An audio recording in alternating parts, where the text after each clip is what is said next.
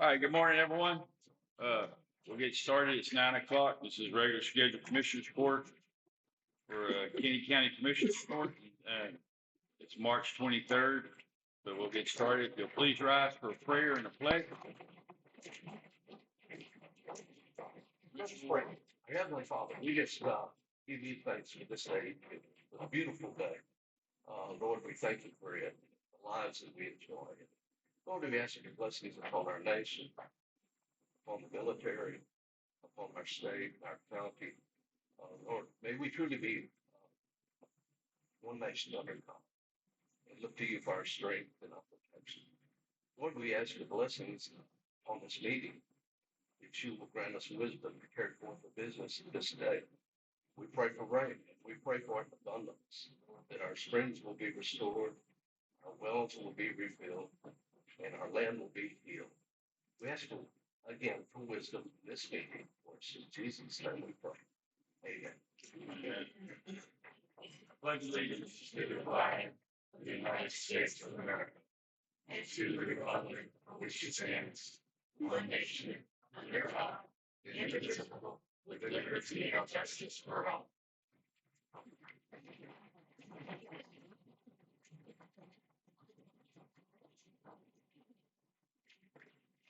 All right, we'll call the meeting to order at 9:01, noting the full court. Everyone present.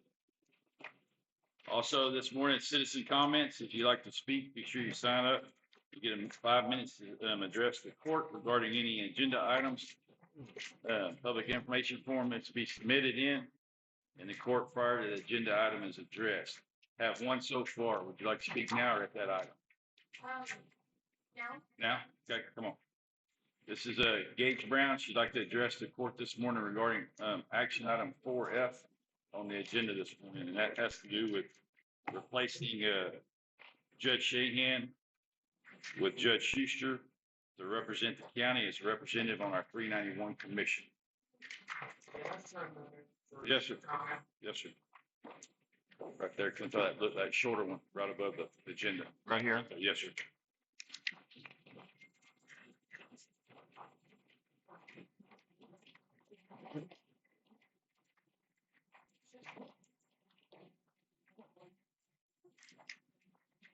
We'll go through our departmental reports and then we'll speak. Sure. All right, departmental reports this morning. Kinney County agents, none. Aging center.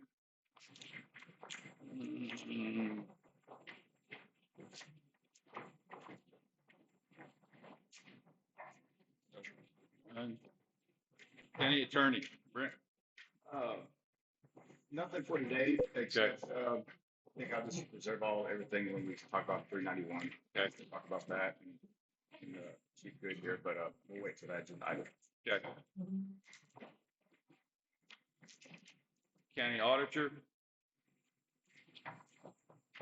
There's a report attached.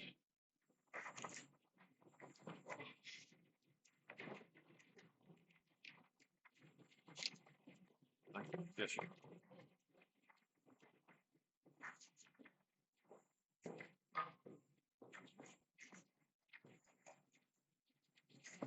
Clerk has a report attached for you this morning. Sure. All right.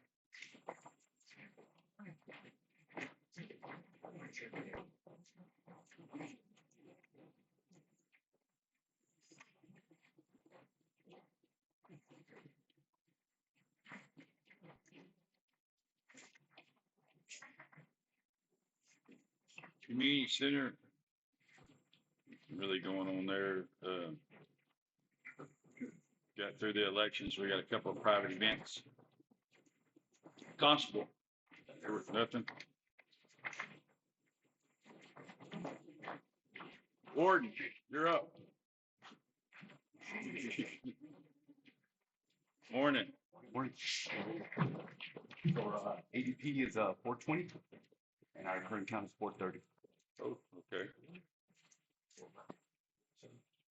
Questions? Anything, everything going all right for you? Oh, no issues? Okay. Thank you, Warden. Yes, sir.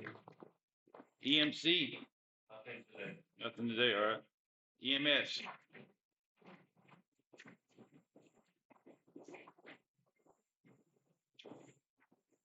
Not a whole lot to report out. We did get one of the ambulances back, Medic 3. We got fixed and repaired. Medic 1 is still in the shop. They're still trying to find a replacement for the airbag. We took the truck last week that we did combustion last year, see if they could pull the airbags from that to use it. Unfortunately, it didn't work. He said hopefully he'll know something by the end of the week on the airbags. So hopefully next commissioner's court, I can give you all some good news on that. Other than that, business as usual, nothing significant to report. Okay, Nick and I have been talking on Medic 1, the airbag deal is with the HB 3000 bill, the money that we're gonna get there, that we're eligible to get that towards the purchase of another ambulance, okay?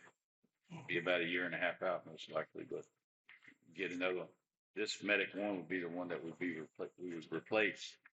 So before we spent however much it costs to put a whole new airbag system, retrofit, modify it, whatever, to get it to, because they don't make this system anymore. We're gonna look at how much that would cost before we do that, and if that's gonna be above our comfort level to have for, a year and a half, and then get rid of it, and just bring back the other one. It would still be the third ambulance on call. It wouldn't be one of the primary ones, okay? So we're looking into that as well. Hey, that's, if our threshold's $10,000, or if it's $5,000, y'all decide where your comfort level is, because knowing that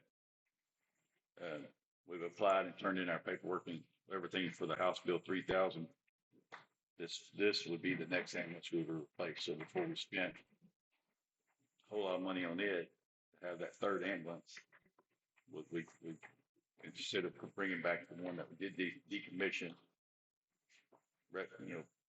take everything out of this one, put it in that one, get it back to where it's usable for that third ambulance. Okay. All right. Thank you. No problem. Thank you. Grant updates. Miss Westbrook. Judge? Yep, there you are. Judge? Yes, ma'am. Yeah, I'm sorry, I'm driving in on my way to San Antonio, but I just wanted to let you know that there were no financial status reports submitted. We can't submit it because we have a vendor hold because of lack of audit. Last week I received an email stating that the audit would be completed by last week or by the end of the month. I am not aware of even having anybody in place to complete the audit. Okay. So I just wanted to mention that because until that's done, we can't submit anything. But I did also wanted to say that the grants have been submitted, all the grants have been submitted. Okay. Thank you, ma'am. All right. Good luck. Be careful on the road. I will. Thanks. Thank you, ma'am. Yeah, Indian Healthcare, you have that report this morning from my office. Also in my office, you have the financial transactions that took place for the month of February.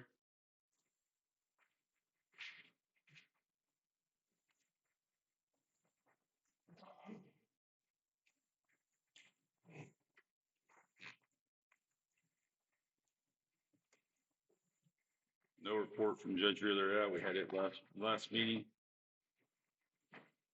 Library, nothing. Road and Bridge was last meeting. Sheriff Cove.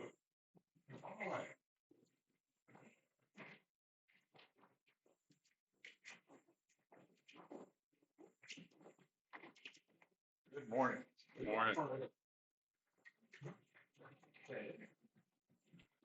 Currently, we've got 31 in jail. And of those 31, 27 are OLS related. Fortunately, we're only having to pay for 16 of them. The marks are hit and miss right now. Some weeks we get one or two, sometimes we get nothing. So that's a good thing when we get through it.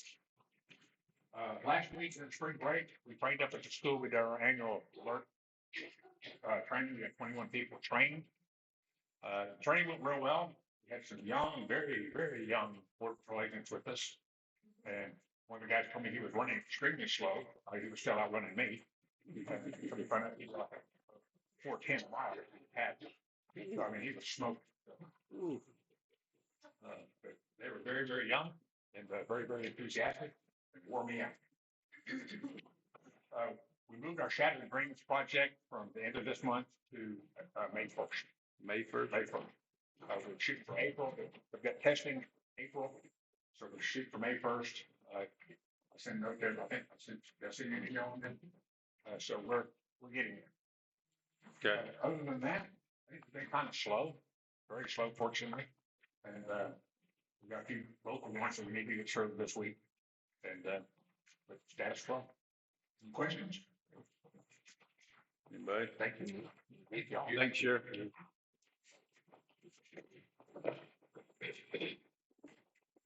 Tax assessor, no report. Nobody here. And treasurer's office, treasurer's provided you, investment reports there for you. The funds and so forth.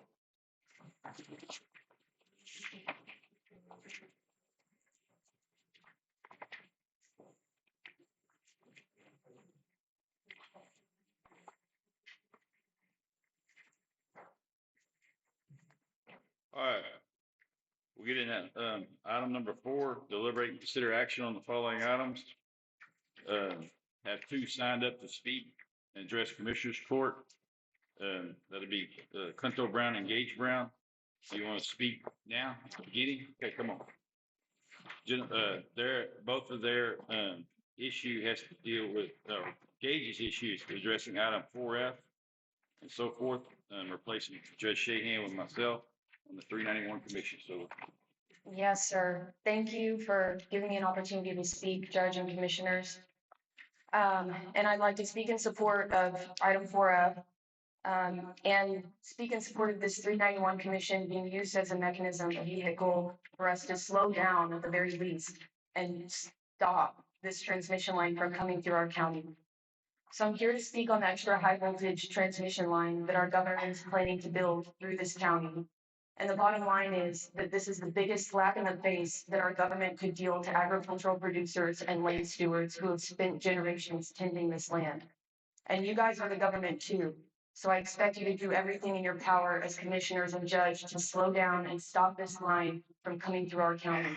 The preferred route forward cuts right through my family's ranch, which we've stewarded since the turn of the century. It cuts right next to our hunter's camp and not far from our house where my nephew lives, who's about to turn 2 years old. Researchers have actually concluded that for children, the skull bones are not yet fully developed in the sense that they're tender, and magnetic field penetration will be higher for that reason. Researchers in England have reported that children living within 650 feet of power lines had a 70% greater risk for leukemia than children living 2,000 feet or more away. We're going to have to drive under this line to even get to and from our house every day. And you're not even supposed to go within 650 feet of one. How are we expected to do that? Many researchers have studied the effect also of electromagnetic fields on animals. In order to do this, they kept the cages of animals under a high electromagnetic field, about 30 kilovolts per meter. And this line is going to be a 765 kilovolt line. The results of these experiments are shocking, as animals which acquired charge during this exposure, when they had to drink water, a spark started jumping from their nose to grounded water, and hens who had acquired a charge were unable to pick up grain because of the chattering of their beaks, which also affected their growth. What is this going to do to our livestock, our migratory birds, our wildlife, our deer, and our families? You'll be able to see this line from miles away, so even if it isn't going through your land, it will ruin the landscape that we all grew up with.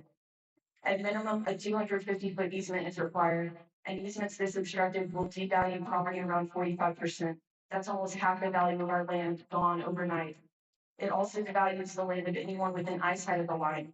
And considering our ranch at Turkey Mountain is the highest elevation in the county, a lot of people will see this line. When constructing the line, they're going to need to drill boreholes up to 55 feet deep and 10 feet wide into our delicate karst limestone formations, filling it with hundreds of tons of concrete. How will this affect the way rain recharges our aquifer and the way water flows underground into wells that we've spent millions of dollars to drill? This amount of concrete production also requires extremely high quantities of water, and I'm sure these construction crews won't be hauling their own water in for the project. What about stirring up anthrax during the construction? All of these risks need to be communicated to our legislators and to our governor.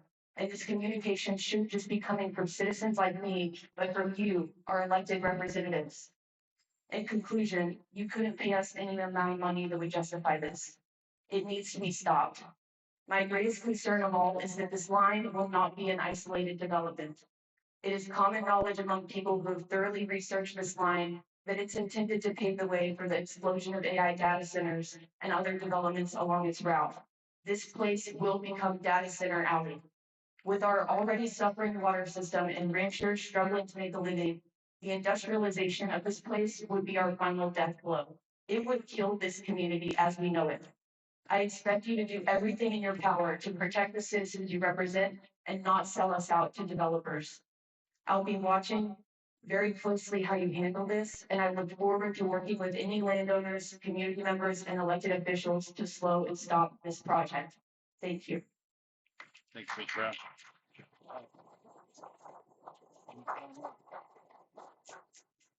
Any comments or anything there? Okay. Thank you, Ms. Brown. All right. Also, to sign up regarding the transmission line is Clinto Brown. Address the court this morning, Mr. Brown. Good morning. Morning. Thank you, Gage, for kind of explaining the seriousness of this project. I just feel like we've been hit with a bombshell. You know, things are just happening so fast on this issue. You know, I never dreamed it would get this far along as a proposed route for this thing to come right through this county, and especially my family's ranch. I'm Clinton Brown. If y'all don't know me, I think I know all of y'all, but yeah, my family's owned a ranch, Turkey Mountain Ranch, for since probably the 30s of 1900, you know, and they're proposing, or their proposed most selective line or route, it goes right through the heart of Turkey Mountain Ranch, the best part of it, right next to the nucleus of the ranch, tanks, Indian mounds, springs, houses, RVs. I mean, bat roosts, the list goes on. And so, like I said, I feel blindsided, as do I think a lot of other people that they're proposing coming through their property. So I'm just begging of y'all, please, to do anything you can to at least slow this down. We're ranchers, property owners can at least, you know, get a foothold and absorb what's happening and have time to do what we can to research it and you know, I mean, in my opinion, fight it, because like I say, it would be devastating to me. You know, generations have given their life to have what we have. As some of y'all know, you know, the ranching community, you know, our ancestors have not only our ancestors, ourselves have lived, died, breathed blood, sweat, and tears to have what we have, and to have somebody come in and just belligerently take over it's just devastating. And I just beg of y'all to please do everything you can in your power. Thank you.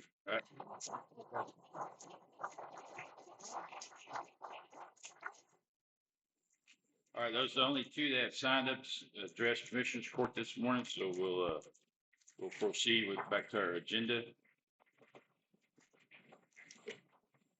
4A this morning.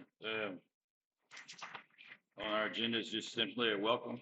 We'd like to welcome Anthony Scott Good, the Chief Patrol Agent for the Border Patrol Del Rio Sector, and congratulate him on his recent appointment. I'll let Mr. Smith. Yep, I was just wanting for him to come by and introduce himself and, you know, let know that Kinney County stands here to support them, and whatever the Border Patrol needs, we're here to help and kind of introduce them to our community. Chief, good. Hey, thank you for the warm welcome. Thank you for the invitation. Appreciate it.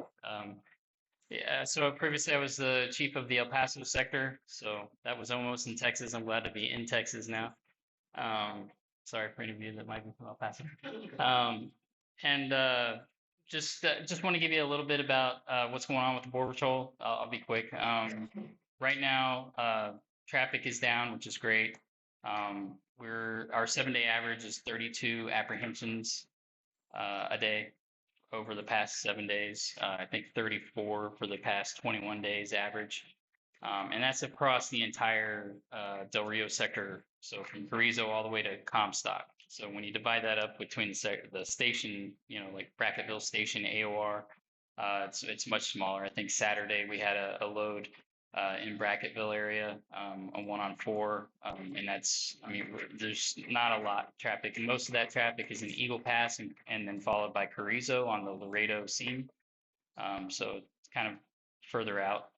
A lot of people ask about the fence, the wall, barriers, that kind of thing. In the Carrizo area, we have a wall coming up probably by the end of the month. It'll start being constructed. They've already started delivering steel out there.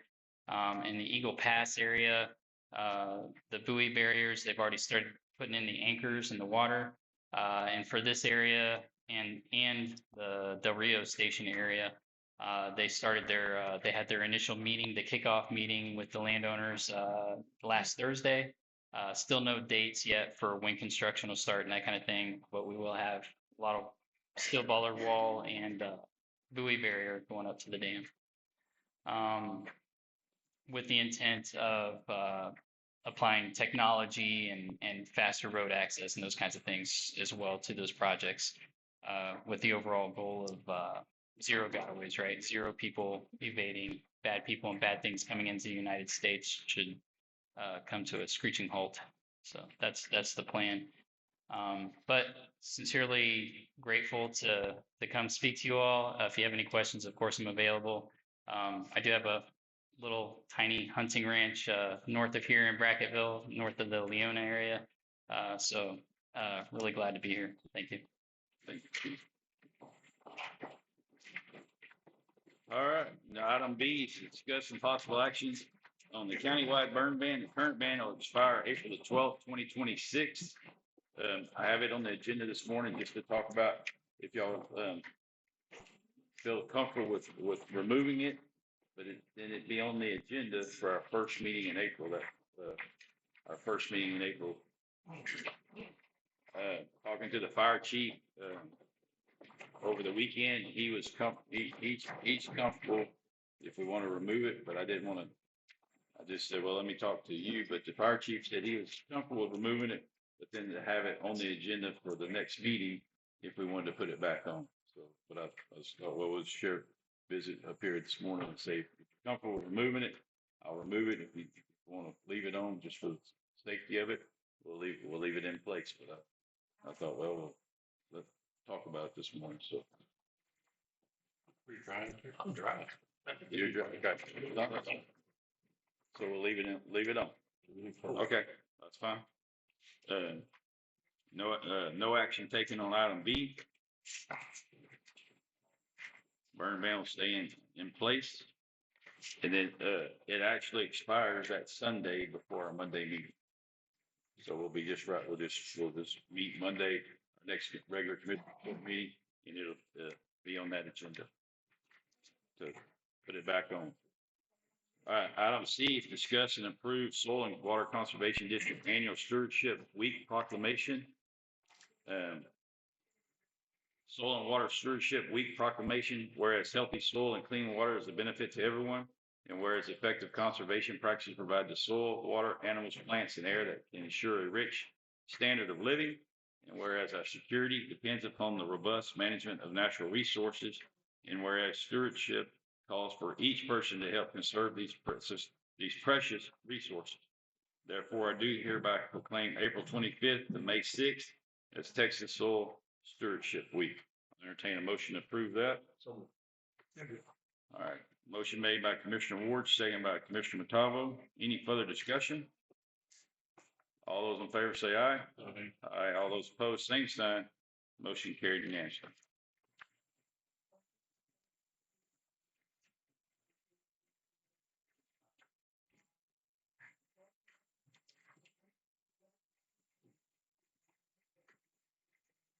Item D this morning is discuss and approve mutual aid agreement between Edwards County EMS and Kinney County EMS and authorize county judge to sign.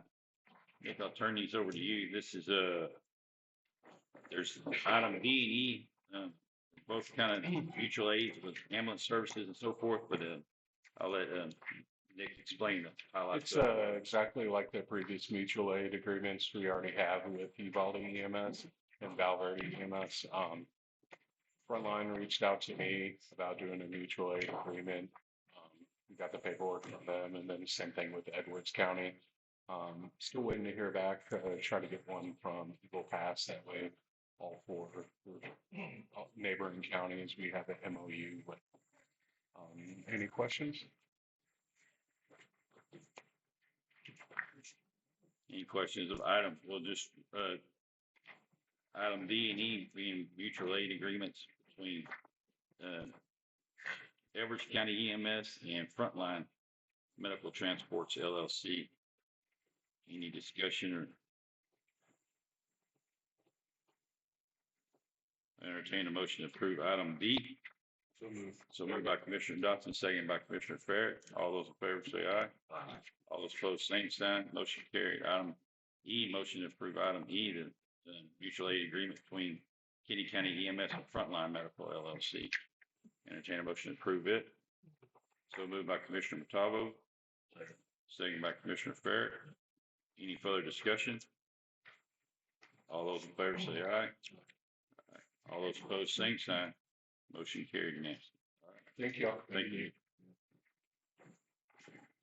Item F this morning is just approved to remove Tully Shahan from the 391 Commission and appoint John Paul Schuster as the county representative on the commission.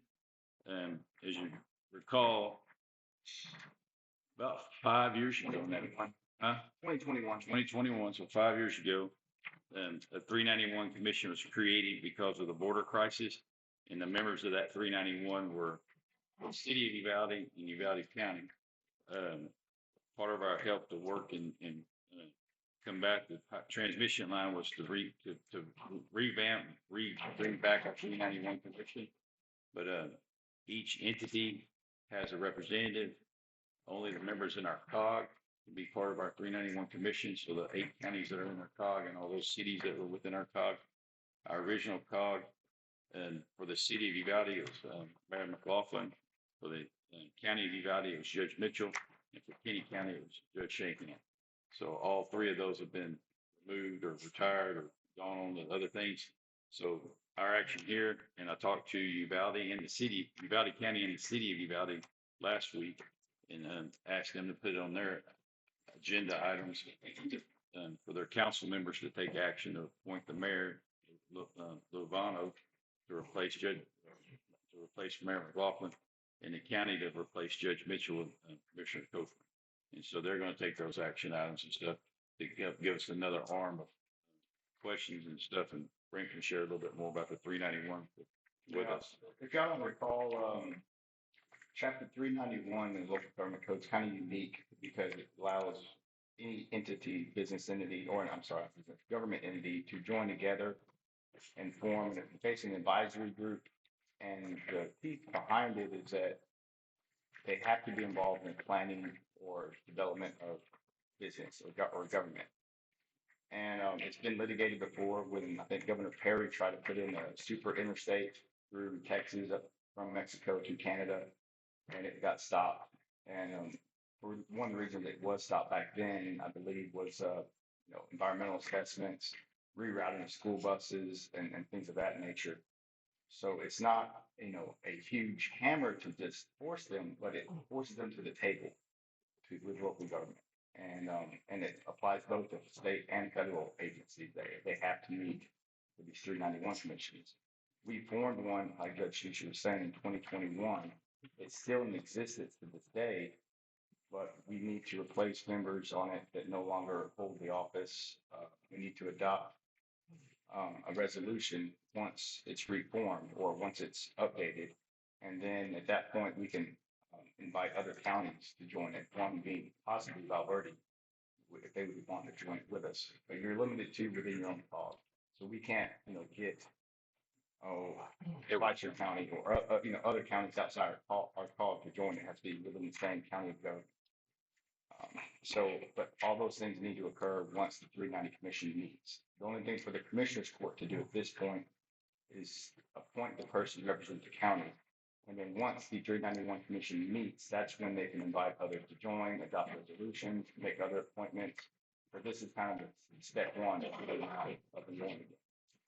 And just for the public, the county commissioners here, y'all passed a resolution against the project a few months ago. We were one of the few in the area that did. I've already just recently passed one, but they're, in my opinion, about 3 months behind. We've done that 3 months ago. So this issue is going to be very taxing on us trying to find a way to stop it. Most counties can't sue with it unless you have standing. Standing is the county-owned property in the middle of this right of way, which we don't, I don't believe. But there's more than one way to skin a cat. So we're going to be looking at that. I don't know anybody that's supporting the project, except maybe in Austin. Anyway, that's kind of my spiel on that. But we're looking at ways to fight this. This is going to be an uphill battle for sure. Okay. Also on this, April 1st is the deadline to do your filing through the the Public Utilities Commission. So I encourage everyone in here to even though you're not an affected landowner, you're an affected taxpayer. So you can go on the PUC's webpage. If you go on the Devil's River Conservancy page at the bottom or over on the right, there's an article about this transmission line, and it has some links in there and some guides to kind of file.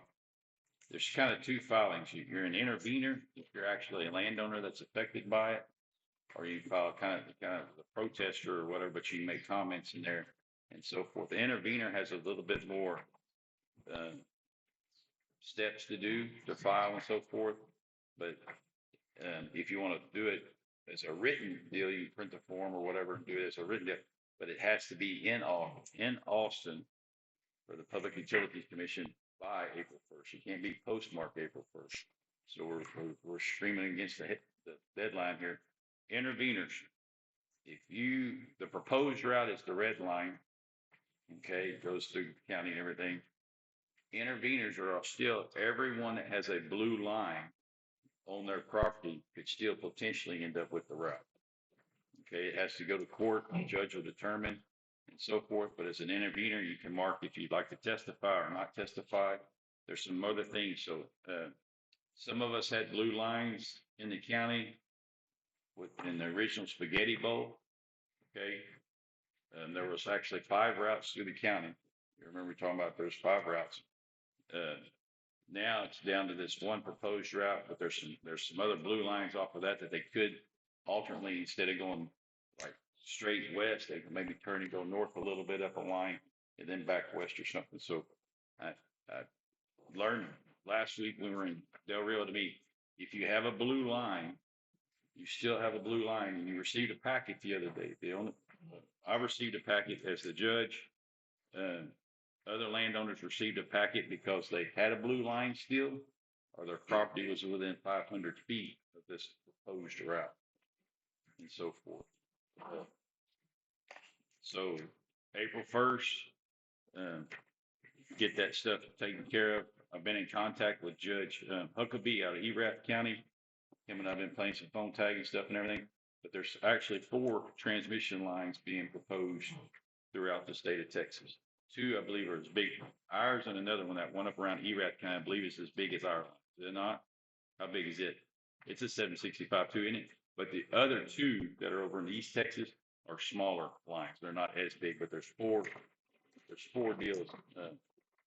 You can go on the AEPtransmission.com page, pick Texas, pick the Howard Solis, and you can see there's 77 alternate routes right now. This Route 4 is what they're requesting, is what their application was to the CCN on which route they'd like to take. But all of us as landowners, our hunters can file as leasees. If you're leasing a place as a grazing, you can file as a leasee there as well. So there's an opportunity for everyone to file, even if you're an absentee owner, but you lease a property or something like that, you can still file. There's 2 different filings, kind of as a protest or against the deal or whatever, but then an intervener, they call them interveners, and those are your landowners that are true, that could possibly be affected. So even if you're not in the red line right now, but you still have a blue line, the judge, when he makes the determination, is going to go to a judge for determination and so forth. He could accept the route that's being proposed, or he could reroute it to any of those blue lines, okay, through there right now. So I encourage those folks to talk to your deer hunters, talk to your, like, if you're an LLC, each individual family member or whatever in the LLC file as interveners and so forth and stuff like that. Yes, ma'am. I didn't want to interrupt. I just wanted to ask a question because we're filing as interveners, but it's really a sham process to make us feel like we're doing something. This is a private entity who's going to come in and build this thing according to that process. But at the end of the day, it is political. So I'm wondering if y'all have already reached out to our legislators about this, and what have those discussions been like? Just, okay, thank you, Judge. Yes, we're aware of it, and we're not happy that's coming through here either, but we got some questions and we're having some meetings and stuff. That's about it. I mean, there's but if you can get Senator Roland Gutierrez, he never responds. Eddie Morales is very good help. Although he was supportive of this bill, he was one of the main supporters. Yeah, I remember that, it passed in 2023. It passed in 23 when the legislature took the action to approve this and everything. And then just all of a sudden it like hit the afterburner jets about 10, 11 months ago and stuff. So, but I sent our resolution opposing it. I sent it to our state rep and our state senator, but also sent it out to like 6 other senators and reps. That just kind of, I knew of them and whatnot, and stuff, but no, but it's basically it's neighbor against neighbor. Yep. That's what they're doing. They're wanting us to implode against ourselves. If we got rid of it and moved it into Edwards County, and then we haven't or Rialp County or whatever. I mean, it's a bad deal to be politically correct. It's a bad deal. But what even seems to make you have the worst heartburn is how fast it's moving. That's right. Rather than like, hey, are we really stopping this out to pick the best, least harmful route? Okay. It's not even it's in regular electricity. There's no, in the whole grand scheme of things, ERCOT is not increasing any electricity into the power grid. They're rerouting power grid. They're rerouting power. They're taking dependable coal power that they know they can burn and get to sub it out there because the wind and solar out there can't produce enough reliable electricity. They had the opportunity to rebuild and reconstruct the current transmission line, and they chose not to. My understanding is from Judge Shanklin that they're going to run the electricity from out there back down the old line to sub and help what the coal plant's lacking to service the coal plant area. So we haven't resolved our shortage of electricity or anything like that and so forth. So it's a little frustrating, very mind-boggling. Yes, ma'am. If they have stated why they can't follow the I-10 order, it goes straight where they want to go. It is so much more developed, and to me, economically for them probably, they can't afford to run it down through there. So they take these the rural routes, the less populated routes. Atascosa, for us, it's affecting, I think, around 19 properties, 18 or 19 properties, which is like 17 landowners, okay, for our county. Atascosa County, it just barely cuts across the corner of Atascosa County. I talked to Judge Koo. It affects 77 landowners in Atascosa County. And it's just like cuts across the corner, comes out of that corner of Bear County and shoots across Atascosa. Then it goes all across the bottom of Medina County into Uvalde County, south of Uvalde, and then crosses Highway 90 out here somewhere, I would say between the railroad tracks and the blinking yellow light to the Vulcan mine is where it looks like on the map to me. So, yes, sir.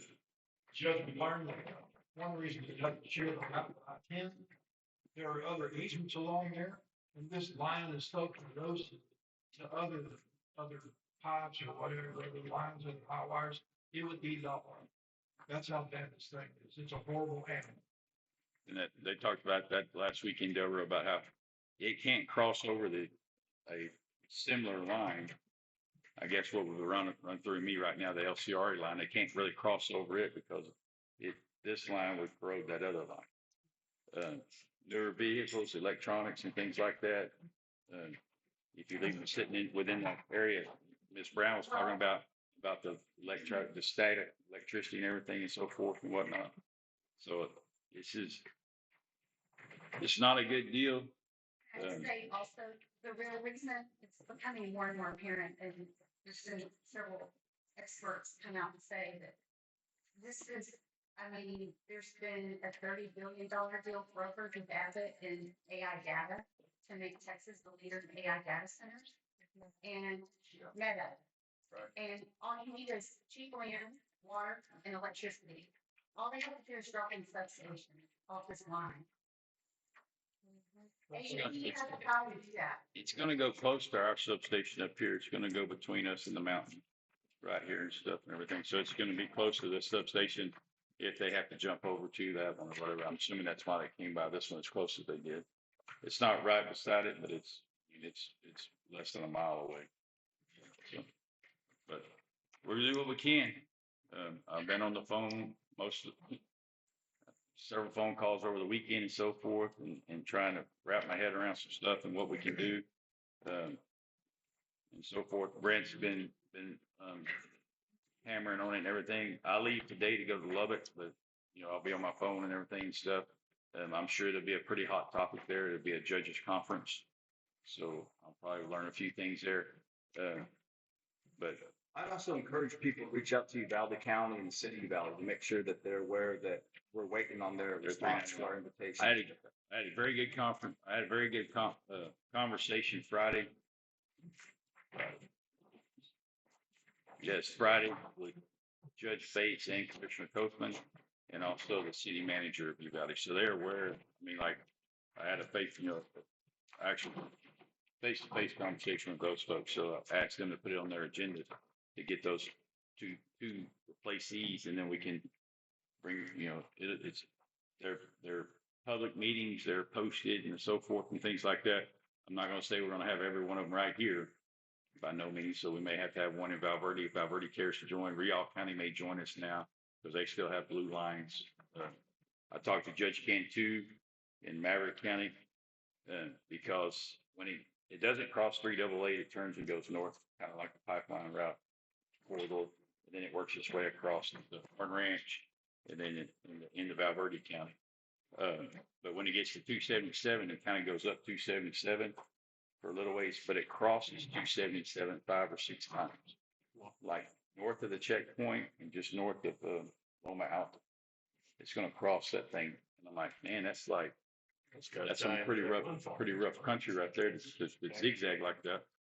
But also, as you know, for decades, they've been talking about the I-27 ports to Plains and turning 277 into an interstate. Well, I sent an email to Judge Cantu and to Judge Owens to say, hey, another thing to consider is the impact is that if this power line goes up 277 and then it delays this I-27 corridor deal some more, that their economic planning, they're wanting that I-27 because Del Rio wants to put another port in and Capacity wants to be able to get more traffic trucks up and down out of Eagle Pass and so forth. The I-27 affects us because it would turn 277 in our part of our county into an interstate and stuff, which probably wouldn't be much fun for you, but puts it right down there by you. But Maverick County may be willing to join the 391, but they're in our COG. They're not affected physically by the land of the transmission line, but the potential fact that it can delay that I-27 deal again and stuff. And so that's, I mean, I'm hustling, trying to get other guys in, because even the day I spoke to Judge Cantu on the phone, he was going to a meeting with Eddie Morales that afternoon. So he said, I'll mention it to us. I mean, it's just, I don't know if they're not talking to each other up there. You know, that's a federal deal, the interstate deal versus a state deal, but another avenue to talk about. Yes, ma'am. So those that don't know, the 391 Commission is one of the biggest, strongest powers that we have as a community. The more that you can get on here with us, they cannot do anything without coming to the table and sitting down. They cannot, you can stop it if they have not met with the 391 Commission. So anybody that y'all know in other counties, it's the counties themselves, the cities themselves. It did unbelievable things during those 4 years, and to revamp it, they actually use it between states also. If you have 3 states, they just passed that in the legislation recently, but what they're doing with that, getting ahead of it, is phenomenal, like the power of the folks. Well, anyway, we can support citizens in this neighborhood. Can citizens be stakeholders? Not on the 391. It's only government. It's a government entity, and that's why, like, they appoint, like this commissioners appoint somebody to it. It'll be me. The 391 commission, the voting members have to be representatives of the government. Once the commission meets, they can appoint advisors or experts Things or like that. secretaries. Yeah, we'll have those. Yeah. Regard, yes. Yeah. Environmentalists, engineers, attorney, you know, we're like, let's say like probably like Maverick County and Valverde County, they probably have a county engineer that may like, okay, hey, we're going to be part of this, but you're going to have to help with this, you know, and stuff like that. So The last thing I was going to say on letters, and if y'all are promoting that to write letters, they don't care about emotions. The facts of the medical is what they're going to listen to. They're not going to listen to anything else. And if you get some doctors or senators that are doctors to join with you on that, they're going to pay attention. But emotion, they couldn't care less. Or the environment, they don't care about wildlife. You know, hold on. Yes, sir. So you mentioned that Devil's River Conservancy as more of a personal, like, citizen organization that's working on it. Hill Country Alliance is also working on it. So please check out their website. I went to one of their meetings 3 or 4 months ago. There were a few people from the county there as well, but they actually had an impromptu Howard Solstice meeting afterwards. And I believe that people showed up that weren't at the other meeting to show up for that one. You know, that was just, they talked about it at lunch and they said, we're going to do this. And then so people started showing up at the end to do that. So that's another organization where citizens can get involved. I know y'all are doing what you can with 391, Devil's River Conservancy, but also Hill Country Alliance. And the thing about getting with Hill Country Alliance is exactly what you were talking about before. We know the value of the land within the Hill Country, and we're not actually in the region of the Hill Country Alliance. And so if they're successful, where is that going to push us? So we definitely need to be, you know, in talking with them and be considered in their discussions, because otherwise it just pushes it over into our back. So we need to focus on stalling, stopping. Yes. Not, Yes. let's use another route. No. Totally agree. Totally agree. That's what's happened. Yeah, well, right, and that's really organized and it's like the traffic resistant. That's why we got chosen. right, and that's why we need to get with the Hill Country Alliance. Thank you, Judge. Yes, sir. So I was only gonna say that whenever you're involved in these meetings with the 391 commission, we can't say anything, but we can show up with trucks ongoing and supporting. Yes. We'll be outside, Yes. raising a ruckus or getting Well, press time. And then kind of visiting with visiting with, you know, coming by my office, hey, these 3 or 4 things, you know, you might have 3 or 4 things, you might have 2 or 3 things. And then the commission kind of saying, hey, 2 of these are very similar, so let's kind of combine that when we take that to TCEQ or ERCOT or Texas Parks and Wildlife or something like, you know, something something like that. So like, but yeah, like we take the, everybody kind of take the input and then kind of, There's public comment. There's nothing commissioners for. yeah, there's, Sorry, I don't mean to interrupt. Are y'all privy to a list of all the landowners that got a letter for the preferred route? I'm Can not, we request that? I just, See. probably, I just took the red line. I just took the red line, laid it over and put it on the AEP page, and then took the Kinney County tax appraisal page, and then started walking it, finding landmarks that I could recognize via the satellite, and then started walking it across, and then started calling and texting folks to say, hey, and then at the meeting on Thursday, that's where we learned that some of those folks there got a letter, but they're not part of the red line. They were just happened to be within 500 feet of the proposed route, kind of deal.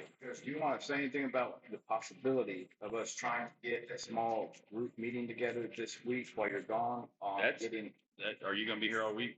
I'll be here all week. I mean, we were trying to reach out to the County Judge. Judge Huckabee. The workshop on filling out these. Yes. I would, and it may be like Brent, like after this, we just call Judge Huckabee and get who we can talk to up there. Maybe I'm trying to find like just a simple form that where like if you're going to file as a protester, here are the steps. If you're going to file as an intervener, here's your steps. As an intervener, you just got to know that there's going to be, you could be subject to more information requests or something like that, and you got to follow up with that. You got to continue to provide the information if they ask for something or so forth like that, or you get summons to court to appear in court and stuff. You, as an intervener, you got a little bit more responsibility rather than just hitting the submit button and then wait and see. But I agree. Our first step and first hurdle right now is our 391, but then to just try to slow it down to where we can look, hey, let's, it's going to be built, but let's try to work where, hey, where is the least harmful route to go, not necessarily the best economical route for AEP, because it's going to be it's commercial electricity going to be passed on to the consumer to help pay for it. But it's wonderful for the gas industry. That's what I'm saying. It's commercial. It's commercial. But there's a chance to stop at demand. Well, then the oil and gas industry needs to pay for this power line, not the consumers. And not just the cost, but if we got a new governor, they could veto this bill. I mean, It can't be stopped. Yeah, it can all. I mean, yes, sir. Sir, if we can slow it down enough, we can wait till the session reconvenes Yes, and perhaps we can. hopefully. That's best case scenario. But the whole, and it's almost going to be to that point anyway by the time the PUC closes their deal on April the 1st. Then their timeline's like 60 days, and then it goes to the judge, or 90 days, I believe, and then it goes to the judge. And there's, I think it's up to 60 days there for all. So, it's going to get pretty close to January 1, 2027 anyway. But I mean, there could be we could throw some other hurdles or speed bumps in there to where we could make sure we get into that bit.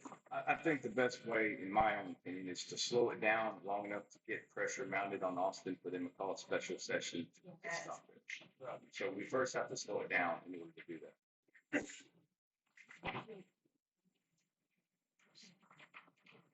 All right, we need to keep rolling here. Anybody else? I was only going to say that even before the session meets, they begin having pre-session Yes. conferences. If you can make enough hubbub about this and they start throwing yellow flags, that may get the governor's attention. Especially with the senior members. The senior members are very vital in this deal. All right. I was just gonna say, I have filed as an intervener, and it's a very simple process, the beginning of it anyway, to meet that as the first deadline. Yeah. It's not hard, if I can do it. All right. Anybody else? All right, we'll take action to approve removing Tully Shahan from the 391 and appointing Judge John Paul Schuster as our representative for the commission. So moved by Commissioner Ferrick, second by Commissioner Dotson. Any further discussion? All those in favor say aye. Aye. All those opposed, same sign, motion carried. All right, moving on through there. If you're ready, if you want to leave, you're welcome to leave right quick. But it's going to be real loud before, if you want to leave, you're welcome to leave. We understand your heartburn. We appreciate your heart. We don't appreciate it, but we appreciate your interest. But no, hey, my door's always open. Most everybody in here's got my cell phone number and stuff, and know that we're doing all we can as fast as we can with the, but we're our speed versus Austin's speed, we're a little bit behind. But we're working on it, okay? But if you'd like to leave now, you may do so, okay? But it's gonna be loud. Just if it's gonna roll out right quick.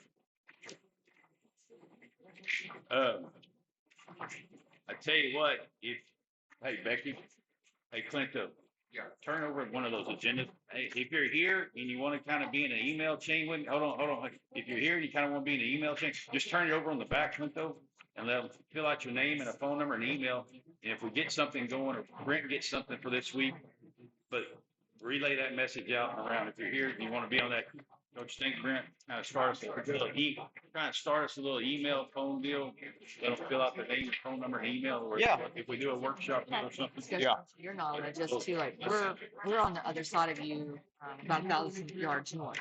So have they had any discussion if they reached out and might take on the ground, if those things fail? No. Well, no, I'll tell you in a minute. Thank y'all for coming. Thank y'all. But yeah, sign up there, name and number and an email, and then like if Brent we try to have something Friday, Saturday or something. That'd be great. We'll Thank y'all for the flexibility for us to have a gab session about this.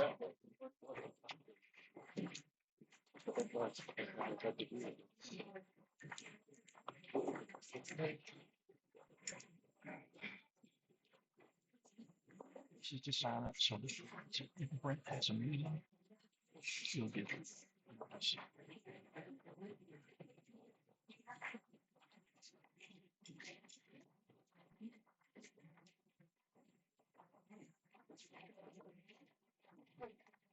continue. Okay. So, this,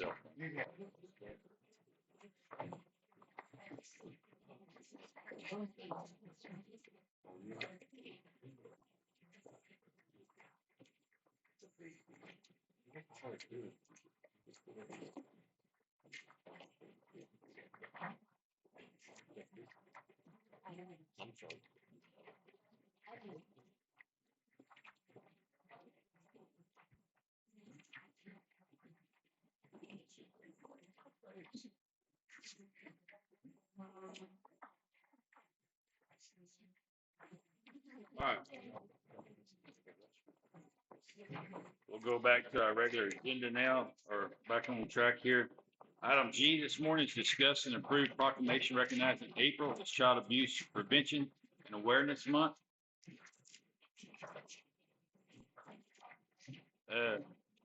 These two ladies are here this morning to visit with us. I'll read the proclamation right quick. Kinney County Child Abuse Prevention Month Proclamation, April 2026.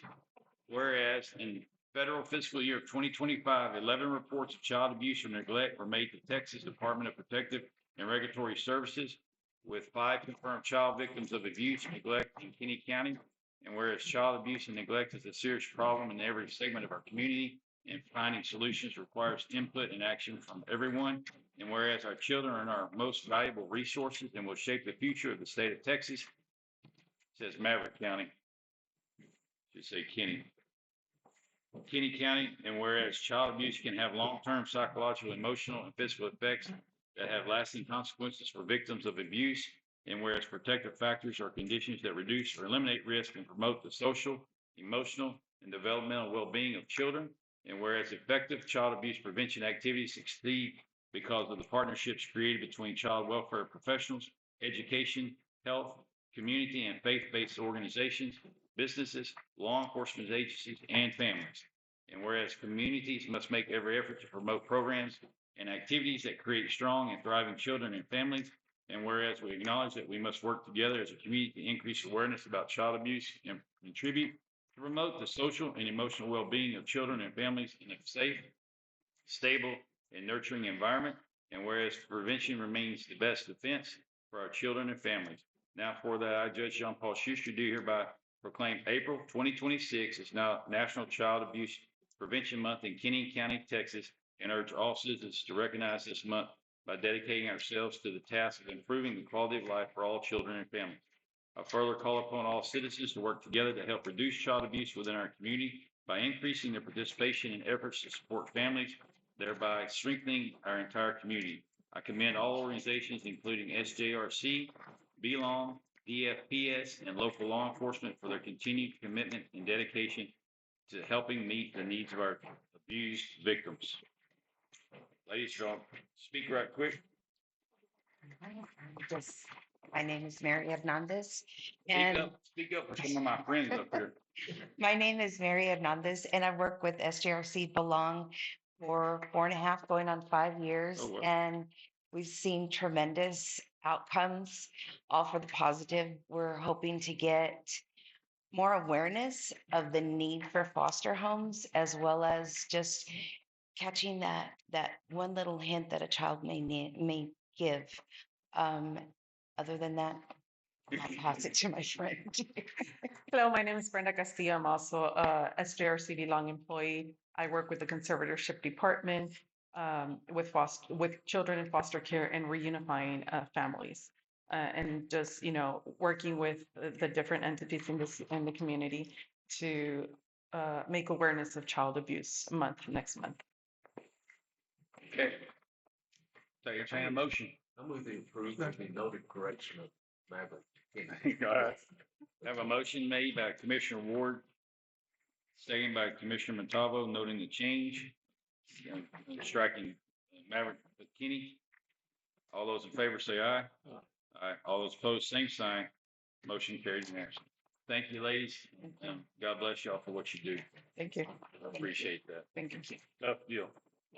Item H is going to be on the big screen.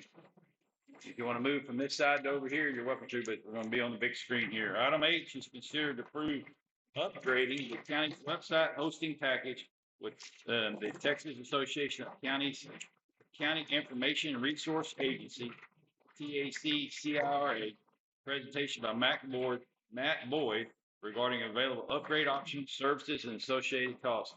This is a state mandate that requires county websites to be somewhat ADA compliant by April 26, 2027. So I'll turn it over to Matt and he can start visiting with us. Yes, sir. Good morning, Judge and Commissioners. Thank you so much for your time and consideration in this. My name is Matt Boyd. I am the Member Solutions Manager at TAC. And what we're going to talk about was already noted. So there have been some service updates in Sierra's offerings for county websites. Sorry. So what we're going to do is take a look and review the county websites. And the name of the game is ADA compliance. That is a very popular term. More we meet with Texas counties is they're concerned on compliance. And the DOJ has recently issued some mandates, right? And these are in direct response to those mandates. So good news is I was able to work with my team and get Kinney County's website under 50 pages. So that means that the quote will actually be lower. I believe a quote was initially communicated to you guys by another member of the Texas Association of Counties. But an updated quote is in the attached package that have been handed out. And I'll also review that here in the presentation. I'll also try and keep this short and not so much techno-babbly, because as an IT nerd, that's kind of my thing. So bear with me, please. Part of those website upgrades, county gets 3 different selections and offering to select from. First one is Lone Star. Second one is Rancher. Third one is Blue Bonnet. Each one of those are similar in ADA compliancy. It really comes down to personal preference. The Rancher is our most popular because it does allow a rotating image of, if you have different photos from the county that you guys would like to showcase to the public. Some of the tools that the Sierra team has also created and provisioned and worked with vendors is, I don't know how applicable this may be for y'all, but there is an agenda add-on tool. And the purpose of that is to make things a little easier for posting Commissioners Court. Non-technical users can go and just very quickly put out, hey, agenda, any videos, the minutes, and then packets that are associated with that agenda or Commissioners Court item. So the way that is invoiced or billed is there's the Agenda Manager Lite, which would be for a single page on the website, or there are a number of different use cases for this. The unlimited option allows you to put it on pretty much any page of the website, and that and the fees associated with that are to make sure that it's set up on every page for the county. The next one, this one I'm actually kind of more passionate about and a bigger fan of. So what this does, we're going to review the county website, right? We're going to make sure it's as ADA compliant as we can make it. And these tools are designed to make sure that the county maintains compliance, right? And some of those things, I'll kind of list out some of those features: automatic broke link detection, mandatory alt tag compliance. You can think of an alt tag as just an image description. So when people are, or county staff are editing the website, they'll be able to, they almost can't post an image without putting an image description in. That's like one of those features. Another big one is broken link detection. So it will, under the guise of, imagine you're using a screen reader as a constituent, it makes it a little easier, and it'll make, I don't know if you guys have ever tried to use a screen reader. It is actually can be a very difficult task, and that's really kind of the meat and potatoes of why we've developed these products. So kind of in that same vein, this is the same product, but it is constituent facing. So anytime somebody visits the county website, there's a nice little tool that kind of goes in the lower left-hand corner. What that does is presents the viewer with different options of doing things like inverting the text colors, or making the text bigger, or even making a cursor larger. And that's designed so that it's easier to navigate on the page as constituents access the information that they're looking for. And part of this, my move to a new county website, we're also recommending that counties move to a .gov domain. And the good news about the .gov domain is it's free. And as long as you're a CIRA member, that's either website or email, we'll host the costs associated with that. It's really just domain registration, registrars. And what's cool about that is you guys can actually get a domain like kinneycountypx.gov. I get a lot of feedback from county judges saying they get a little more, and commissioners saying they get a little more courteous responses when they're emailing from a .gov, right? Kinney County is also a email. So that would change their emails too. Yes, sir. It can. Yeah. And, you don't even have to use that domain just yet. Sometimes you just apply for it, sit on it. It's better to have it and not need it. You can kind of save it for a rainy day when you guys want to do that. The process is fairly straightforward. You log on to get.gov. Judge, you may be required to fill out some documentation saying that you're a county judge and you are who you say you are, right? And the different costs, we're actually giving counties the option, several different options on how you can pay for the website upgrade, right? Option number one is going to be migrating in 2026, and then carrying over with our new hosting fee, we'll just go. Option number two is migrating in 2027, right? And this is if you need to, in 2027 plan for around the funds needed. And then obviously option 3 and 4, you can split the costs over 2 years with migrating in 2026 versus 2027. Questions?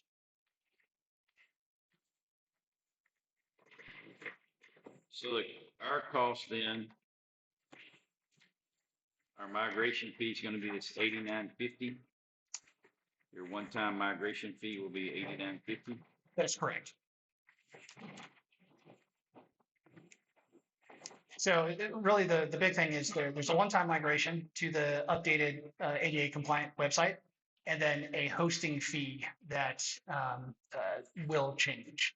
And the reason why we needed to update our hosting fee is as a nonprofit, the Texas Association of Counties has heavily subsidized the cost for websites, and for us to remain solvent and these ADA requirements prompted a unfortunate increase in cost. With our cybersecurity grant, could we possibly use some of those funds to pay? Or going to .gov, because that is one of the objectives in our grant is to change our emails and our web page to .gov.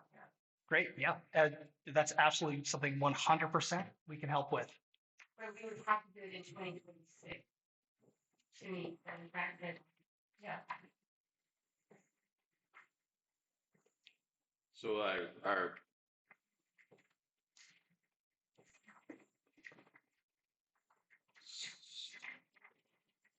our migration fee of $89.50, you might think we might could capture some of that from our cybersecurity grant funds and go to the .gov deal.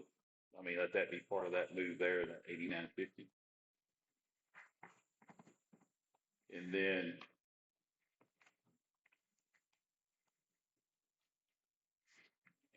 annual hosting to get us to the end of the year's $15.50. Do I read that? So this year alone, in 2026, we could be at $11,170. Do we have that money? It's not budgeted. Yeah, I mean, some of it could come from cybersecurity funds, but some of it, I mean, we could take it out of technology, something in technology somewhere, or we can move like general building maintenance,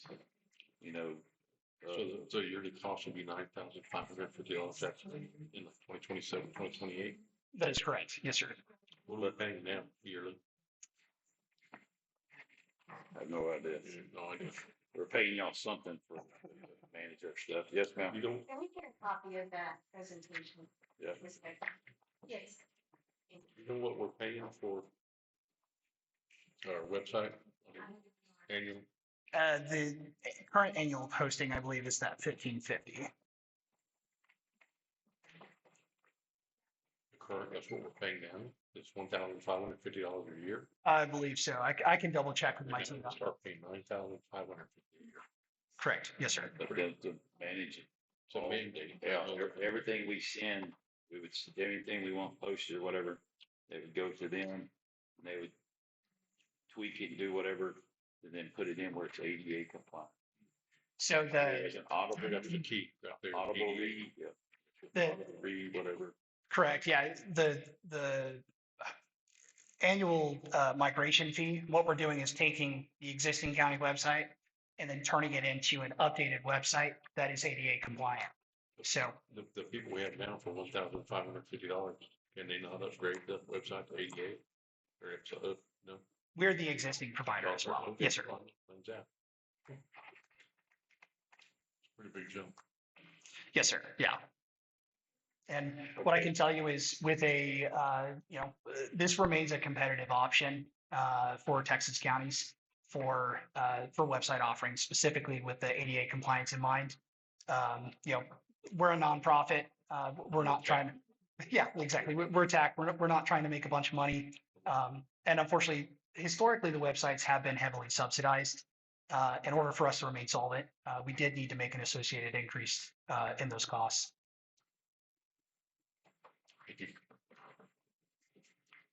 And then these add-ons,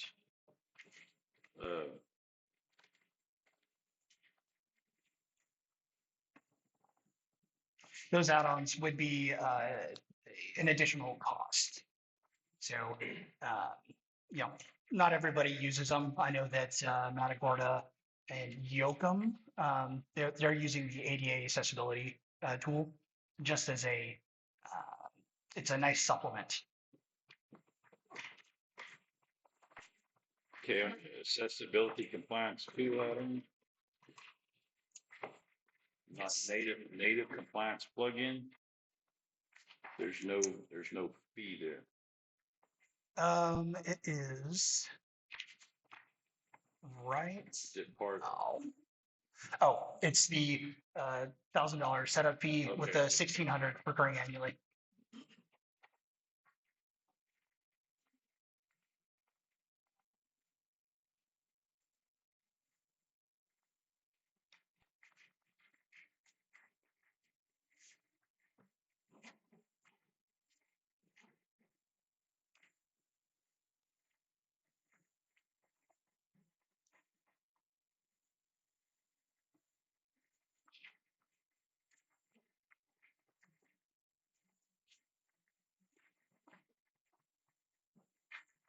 So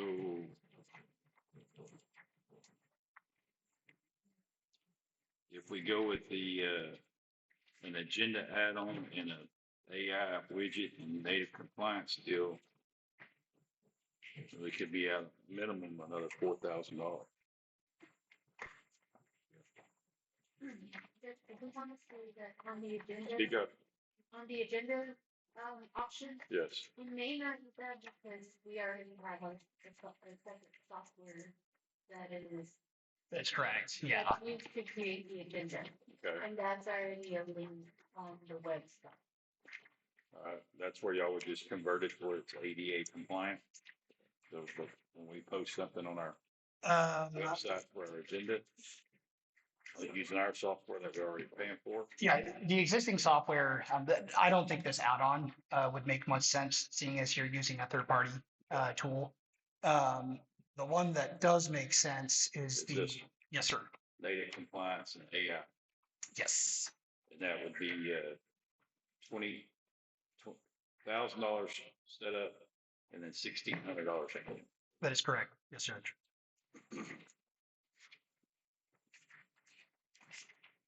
That's on top of the 9,500. Yes, yes.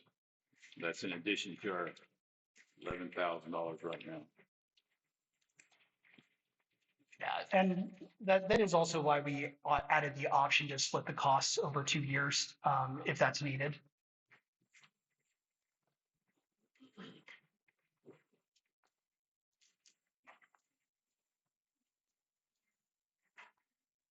So it's $13,770.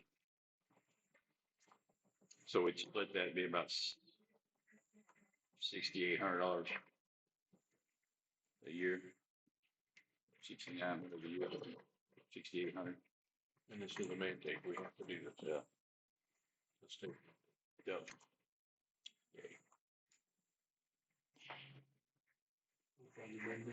Unfunded mandate. I love those unfunded mandates. All right, so And the good news is, like the 11,170, we could pay part of it this year and part of it next year, but next year it's going to be 9,550. We're trying to find plus the other half of our 1,600 or. yeah. And truthfully, if you guys wanted to just kind of get going without the add-ons, we can always add those in later. So if we're crunching numbers, if we need to, we can still get you onto the website, the new ADA compliance, and introduce those products later.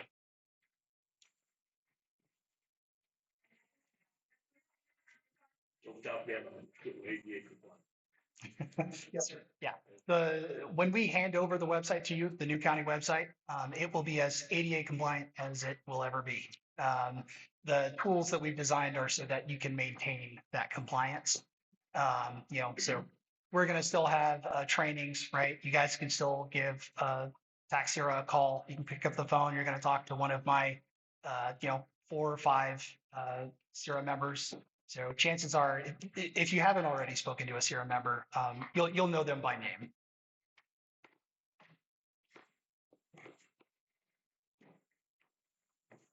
So today's action would be to approve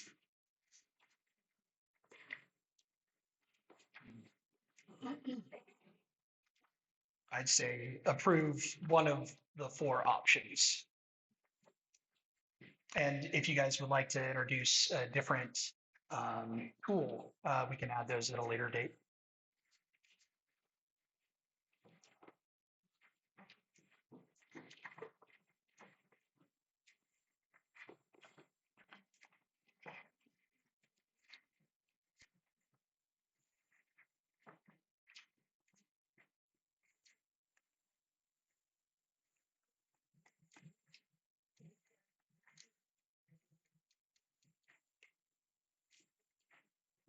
So we do option one. Is there any charge for if they chose one option, if they wanted to upgrade to another step? Is it, how does that process look like? Any charge to update to like an add-on? Well, if they went the lowest cost option and then later decided to go with a second tiered option, besides the difference and No, there's no difference in the options. It's just the options of paying. Is the only option. The cost is the same. There's no, it's not like option two is not a better option than option one. It's just a payment method. I got the payment method. Correct. Yeah, it's designed so that it's as easy as can be on the counties. We could use abandonment funds to pay for it. It's just a one-time deal. Then budget next year, make sure we got 9550 in the budget for next year for website stuff. And if we could get some cybersecurity reimbursement money or something and stuff, but that kind of solve that problem. If we just did option one and just went ahead and did the $11,170, And then we'll get it just to 88. compliant by January 1st. That'd do the migration and get it ADA compliant and so forth. Okay with that.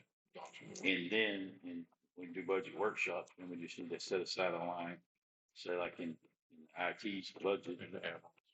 Yeah, if we want to add on, say, hey, we want to do the add-ons for the AI deal most likely. And then that add-on and migration setup would be at 2,600. So like in the IT's budget next year, we're looking at about $13,000. But then it would, then, you know, annually, then it would just go into $10,550 based on it's $1,600 a year for the AI deal. Yeah, recurring annually for us. So you'd be out 9,500,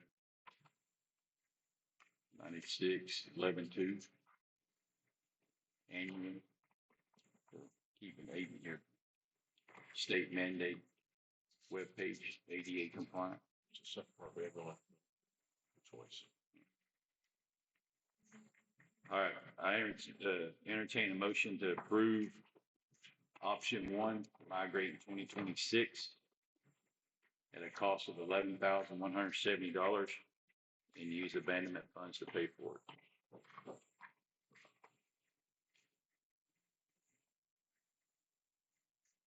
So moved. Second.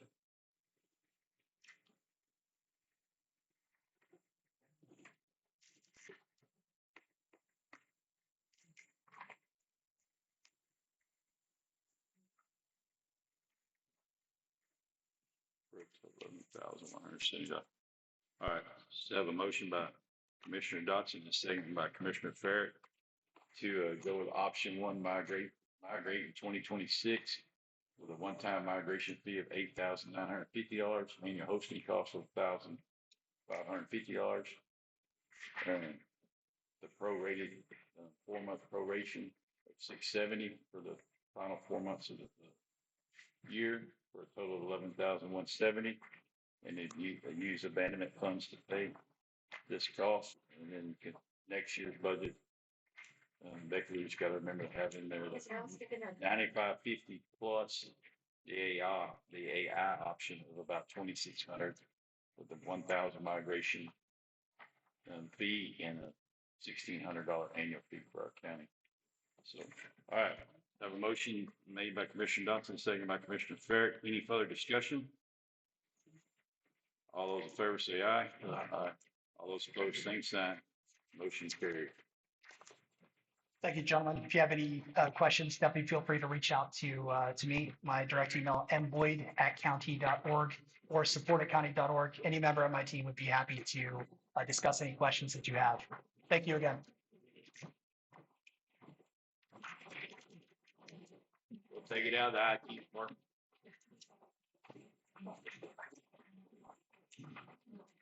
Thank you, Matt. Be careful on the road. Thanks. All right.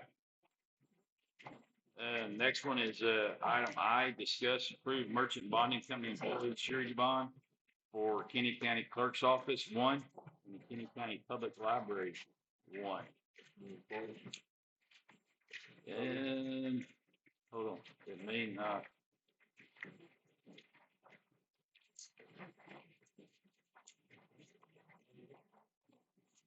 The, no, current employees were just renewing their bonds. So moved by Commissioner Dotson.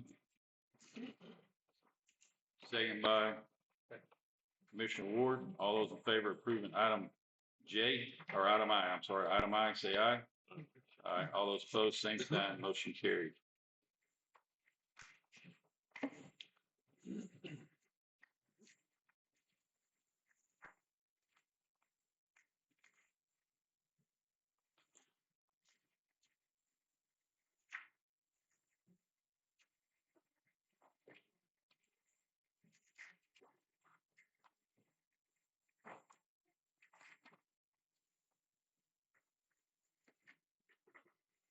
That's the wrong deal.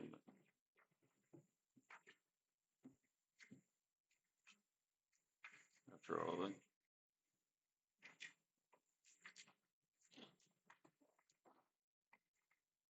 All right, item J, discuss and approve grant number 5947901, Homeland Security Law Enforcement Terrorism Protection Act, grant fiscal year 2027, surveillance tower project software and support.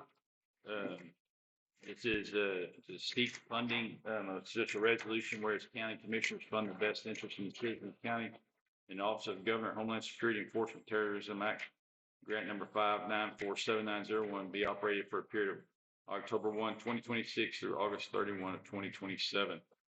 These are the funds to help pay to service and maintain the surveillance cameras that we have on the river down there. It's our final year of the original grant. And those cameras are at a cost of about $290,000 a year.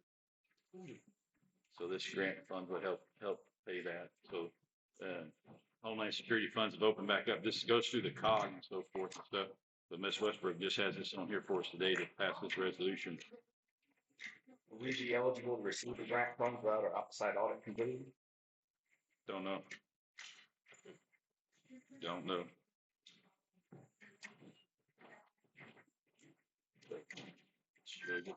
She'll get the application turned in. So I entertain a motion to approve that resolution letter. So moved by Commissioner Ferrick, second by Commissioner Montalvo. Any further discussions?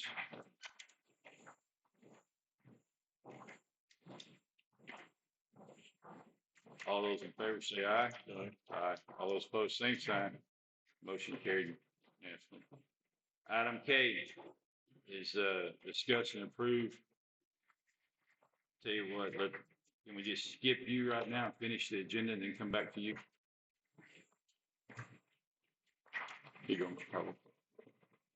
We'll just skip item K to the end, but we'll finish our other items this morning.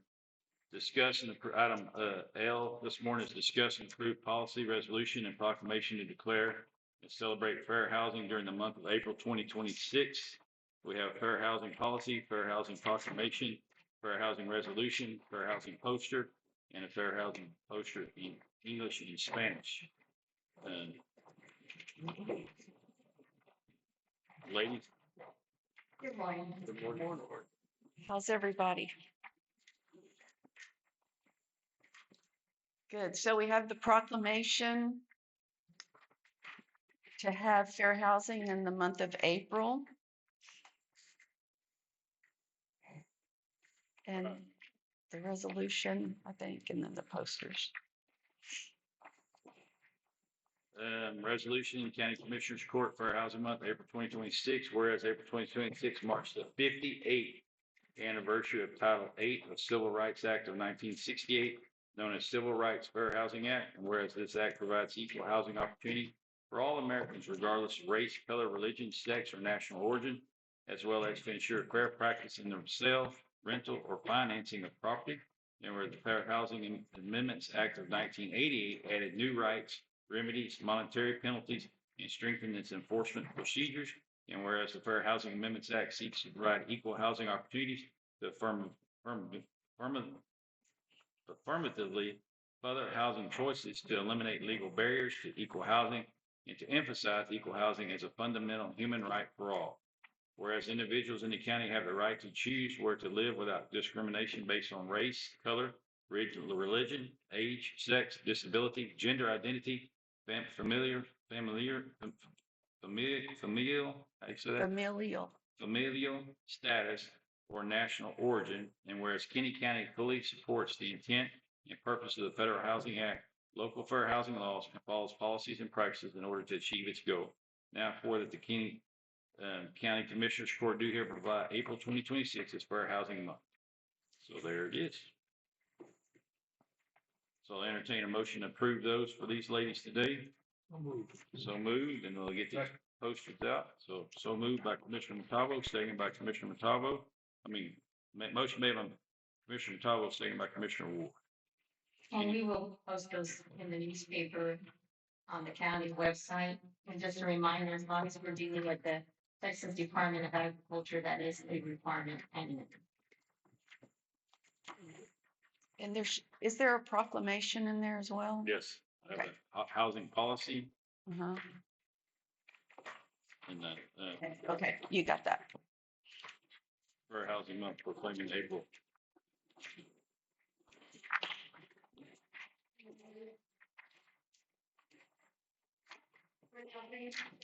Yes, they're all here.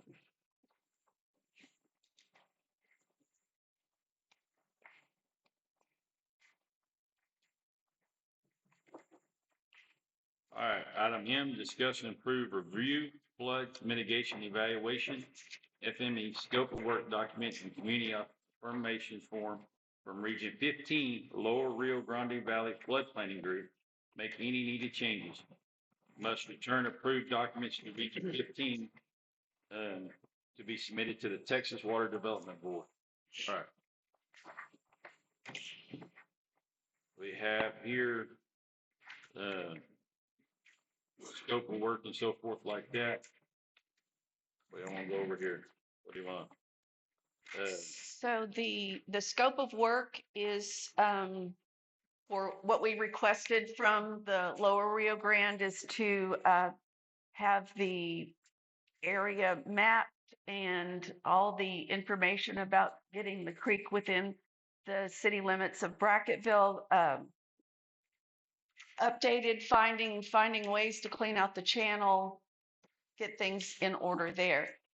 So that's what the scope of work is. The community affirmation form is something they need just to make sure that everybody's still on the same page. We still want to get that work done and affirm that we're headed in the right direction with that. And it's, I'm signing as authorized representative of the county of Kinney and so forth. And the ID number and stuff is on here, but it's just the Region 15 will submit to the Texas Water Development Board in their plan for their region, the Region 15, all the other plans as well. And ours got chosen to be part of consideration. They have a set pot of money to be used and so forth, so they'll be awarded accordingly and so forth. And we attended their monthly meeting on, is that Wednesday? Wednesday of last week, I think. And so, yes, our plan is there. It was recommended for funding as far as the scope of work goes, getting that completed and submitting it to the Texas Water Development Board to get that done. All right.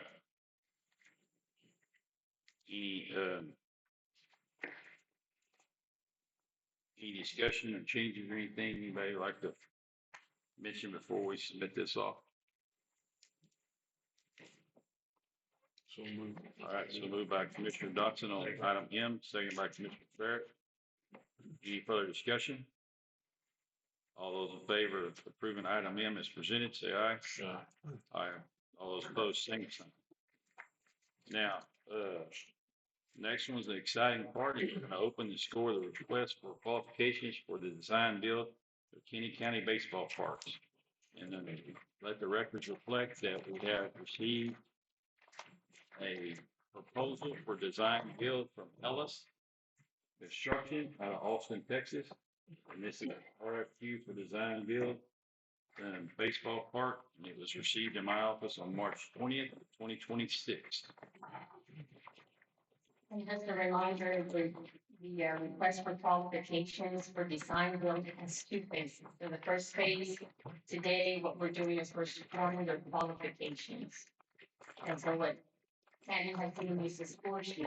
And then we have between today and April the 13th, on the award to interview, to ask questions, let them pitch a design that fits our budget.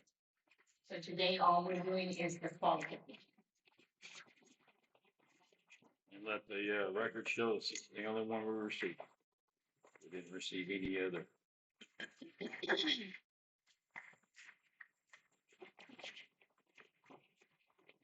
Keep this. Don't throw it Yes, away. we have to keep that with Learn that lesson. the stamp on it. Don't throw away the envelope. All right. Oh, that's your. Kinney County request for qualifications for RFQ number 00156, design build services for a baseball park. Was submitted on March 20th by Hellas Construction Company. All right. So here, this is Score. yours to score, You want to do the official one? and then this is yours to do the overall. Okay. All right. All right.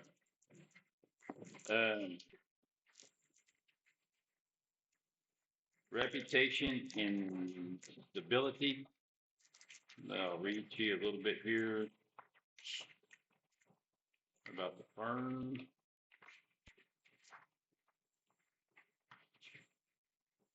Ellis Constructions out of Cedar Park, Texas. It's a corporation. It was founded in 2003. Brian Parks is the business development manager.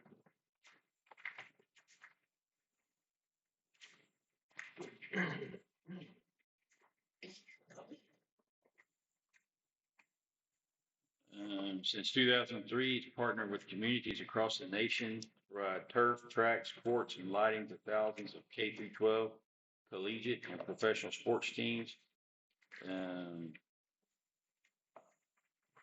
From start to finish, working with Ellis means working with a single source responsibility partner, a fully integrated company. We control every piece of the project process, including self-manufacturing the products we use, from design, build to execution. Our promise is simple: provide uncompromised service and deliver on time, every time, for every client.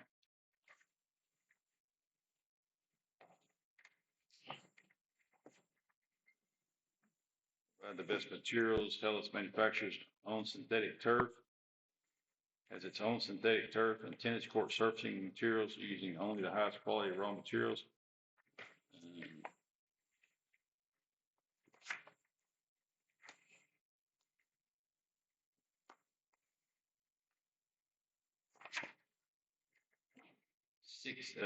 Has over 1,250 pieces of equipment, 1,600 employees.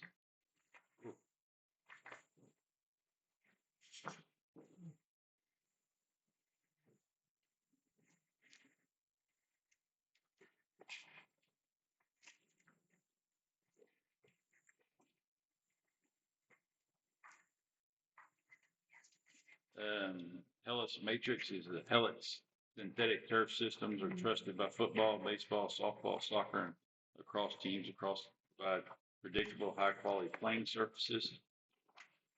As you know, that's something that we'd like to do, is use a synthetic turf to help with the water in the zero landscaping deal to help with the water issues and stuff to try to maintain, plus overall annual maintenance of the facility.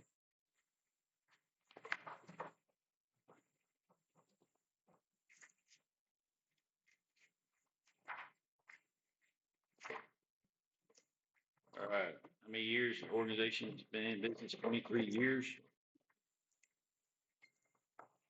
23 years under the present name of Hellas Construction Incorporated.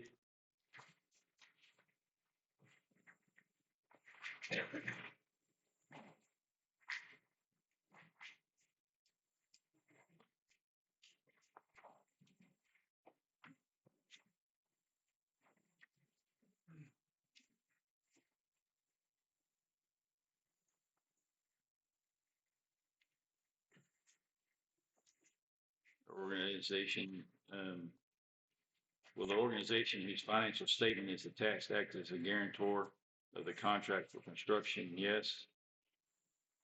Financial institution, main financial institution, Plains Capital Bank out of Round Rock. Their bonding company is HEB International.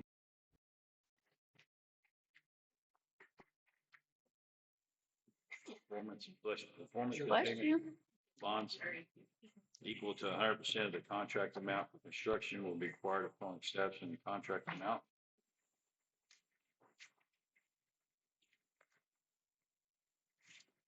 And their financial statement.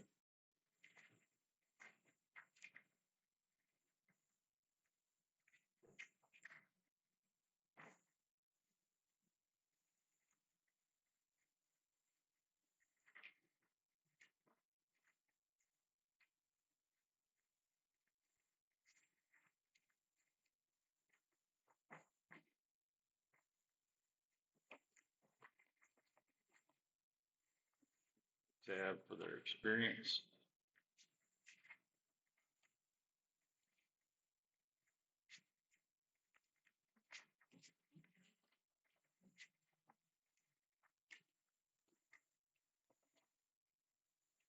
Tarleton State University in 2022. Looks like they did a football field expansion, bleachers, 4.6 million in progress. Field and track field for intramurals, 3.9 million. Baseball and softball bleachers, 2.1 million. Indoor turf, 300,000. Softball and baseball fields, 2.6 million, and a soccer field at 1.4 million. So, projects they did at Tarleton. Galveston ISD did $20 million worth of projects with them, almost 21 million.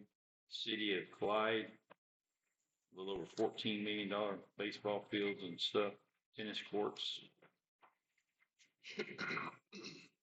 Carrollton Farmers Branch ISD, almost $32 million worth of projects.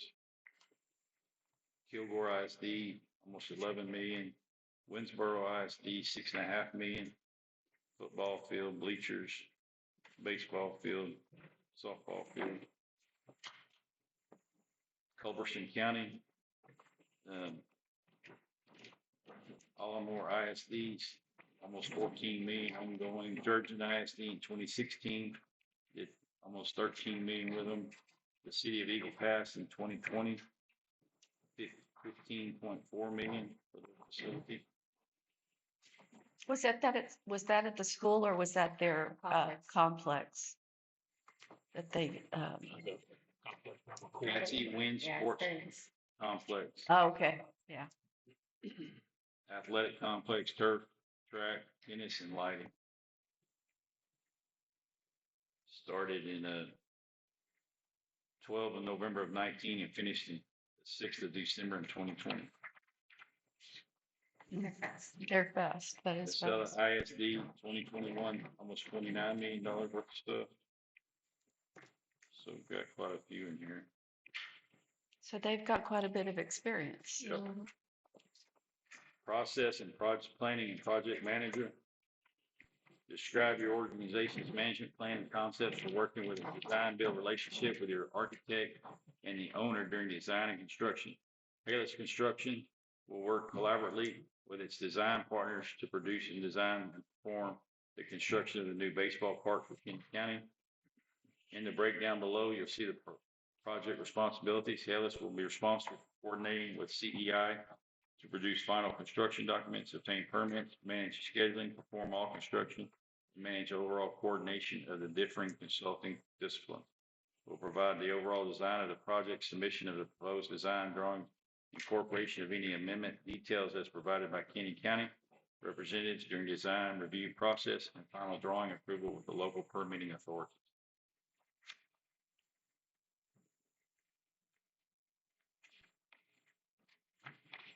Describe your plan assuring that the project design meets the owner's requirements. Page and a half there. Procedures and objectives for reviewing design, construction, design method, ensuring methods. They'll use 2D and 3D models to render plans and floor plans for the client, visualizing visual aids. Describe your firm's startup and close out procedures of the project. Startup with notice to provide. Hellis will move expeditiously to design kickoff meeting. This meeting shall be attended by all stakeholders in the project and eager to build the facility. The team has already begun the important work of drafting preliminary layouts and renderings. This will allow Hellis to move expeditiously through the design and permitting process and deliver the project on schedule. Agenda topics, kickoff meeting will include, and you got several things listed there. During the construction, Hellis will maintain and design project quality control manual, which is meticulously followed during construction for our full-time dedicated on-site project manager and superintendent. Completion of the project, the on-site project manager will perform a walkthrough inspection of the site, so forth. Understanding the scope, technical approach, methodology, P&M and delivery approach, staffing plans, firms, proposed personnel.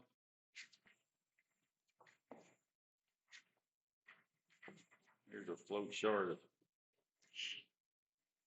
design build team and who's on the team, design, the overall team, breakdown, construction team, and then the design team along with the turf team. All right.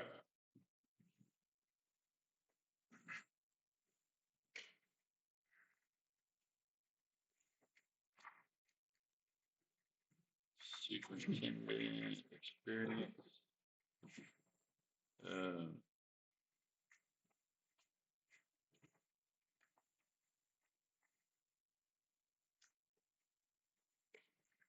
This gentleman's been with us since 2023. Started out as an engineering degree from Texas. This one here's been with the company since 2015. This one's been with the company since 2008. This one's been with the company since 2023. Organizational chart, so forth. Schedule of control.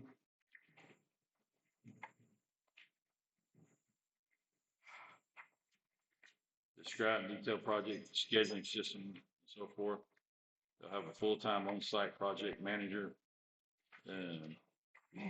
Project manager will address projects, resources, ensure compliance, and so forth. Kinney County Sports Park. Timelines and so forth for the projects.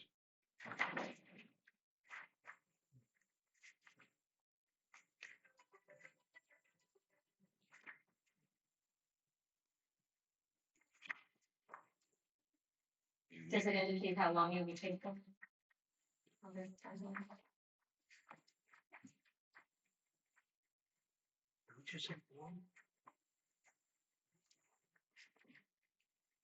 Everybody else was afraid of it. The only people I've ever seen. asking to start April the 30th, 2026, to be done by March 18th of 2027, but that's design, contracts, construction, mobilization, survey, project, overview, order turf. I mean, it's, well, See how much we're charging.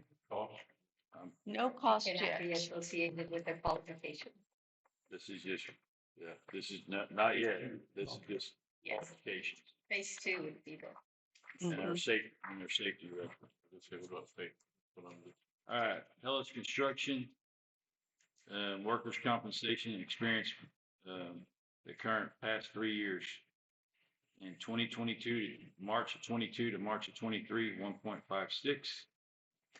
In March of 23 to March of 24, 1.0. March of 24 to March of 25, 0.79. March 25 to March 26, 0.68. So, pretty good safety record to have that many pieces of equipment. So that's their request for qualifications, and then we can sit down and start we have a public meeting for Thursday to talk about the Little League project, so forth. But then that's they're just saying, here's how we're qualified. So you can score it accordingly across the bottom down there. And the proposal was received March 20th of 2026. Hellas was our only one, so you can score them on their reputation and stability, experience, bonding capacity, ability to design, qualification. You see them across there, you'll just note your scores, and then we'll total them up and sign the bottom down there and the date you evaluated it. Thank you.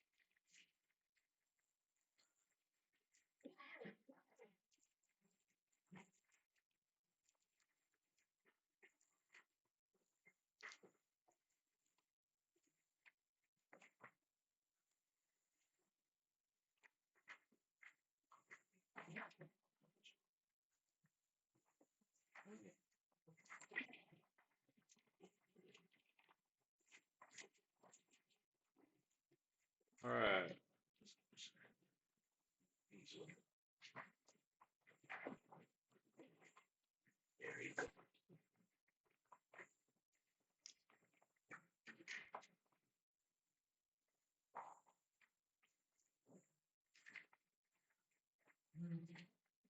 So just total all these up. And just transfer it all to the blank. Yeah, so this transfer there the numbers. Each one of these. Let me write just a total period. This their total, right, this total. So like. Right, this total, right there. I hear you want everybody's total. All five of us here. All five of us here. And the grand total here. His point, his total point. Oh, okay. Oh, okay. All right. Yeah. got you. And Mr. Malone, on the request for qualifications packet, we included the $1.2 million amount, so they know the budget they're working. Okay, does that kind of answer your question? From the initial proposal. We don't know exactly what they're gonna charge, but they have to work within that budget. And so between now and April the 13th, when we award the contract, we have the responsibility to reach out, sit down with them, have them show us their design, what they're going to include. We have to listen to our community members and see what they would like to see, some suggestions, ideas. And then share that with, tell us, we also have to check their sound, make sure they're cleared to do, to work with. You have to look at the location too. He did show, yes, they did. They We can- had that, 2 Fridays ago, and, they did show up. Yes. Mr. Brian Parks came Friday and he met with Candy and the other part. 1.2 or 1.5?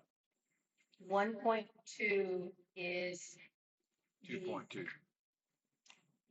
That's the very total, but Right. what we were awarded Oh, what were plus, 750 plus our match. Yeah, it was like 748, 747, Yeah. 747 and something. So The rest is, 748, 748, and the rest is. We've agreed that we would. correct. And we have fundraised. We have, like I said, we do have a little bit of money raised there and stuff, so that'll help us a little bit. But, the initial proposal to submit to Texas Correct. Parks and Wildlife was around the 2.2 million. So they know that, but as far as what, right. all right. Okay. So that was no action there. It was just simply a scoring of, Right. And then we have score a sheet. couple more things, I think. Item O this morning. Discuss and approve resolution for Kinney County to accept financial assistance on SB3 sirens grant administered through the Texas Water Development Board and designates an authorized official for Kinney County to be Kinney County Judge. There's a resolution for this. There's a resolution for that. You don't have it? All right. Resolution, grant agreement authorized resolution, a resolution by the Commissioners Court of Kinney County accepting financial assistance from Texas Water Development Board authorizing execution of a grant agreement and making certain findings in connection therewith.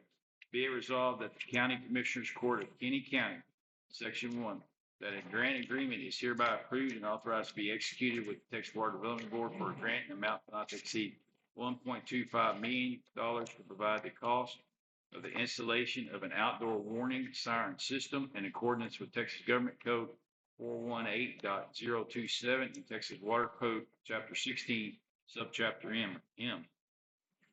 Section 2, that the county judge be and is hereby designated the authorized representative of the county for the purpose of furnishing such information and executing such documents as may be required in connection with the preparation and execution of such grant agreement, including non-substantive amendments and amendments to increase the grant amount. Section 3, that the following firms and individuals are hereby authorized and directed to aid and assist in the preparation and submission of each such documents and appear on behalf of the representative of the county before any hearing held by the Texas Water Development Board on such application, to wit, engineer to be determined, legal counsel to be determined, passed and approved. Oh yeah, I did sign that. I did have that.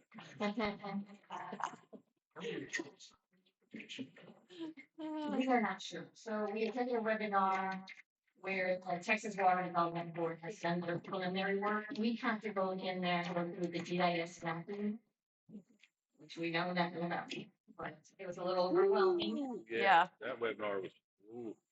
So we have to hire an engineer to help us assist us with all of that work. But we don't know how many sirens that's. We're at 4th grade level. That webinar was at master's plus level. Yes, it was. Yeah, it was, we kind of were just sitting there going, This we know nothing. This is a mandate coming from the state following the Kerrville floods and everything. There was 30 counties recognized in the state. They set aside $55 million to to implement flood control sirens, warning systems and so forth like that. We were one of those 30 counties.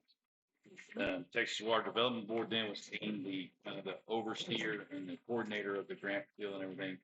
Every county, the statute allowed every county $1 million, but they're going to tell us where we need them and what we're trying to protect and then how many we need. Our best educated guess would be that we're going to, it would be here to protect the city of Bracketville and Fort Clark Springs. The siren, the flood gauges and flood devices or whatnot, most likely be something that we do with the dam. Some kind of monitoring up there to where we know when they're filling up and whatnot, what depth they're at or so forth. But that's all to be determined. Like I say, they won't. December 26th is their have your plan and everything together to submit and then go forth with that. But this is just a representative resolution for today. So I'll entertain a motion to approve that. So moved by Commissioner Ward, seconded by Commissioner Ferret. All those in favor say aye. Aye. All those opposed, same sign.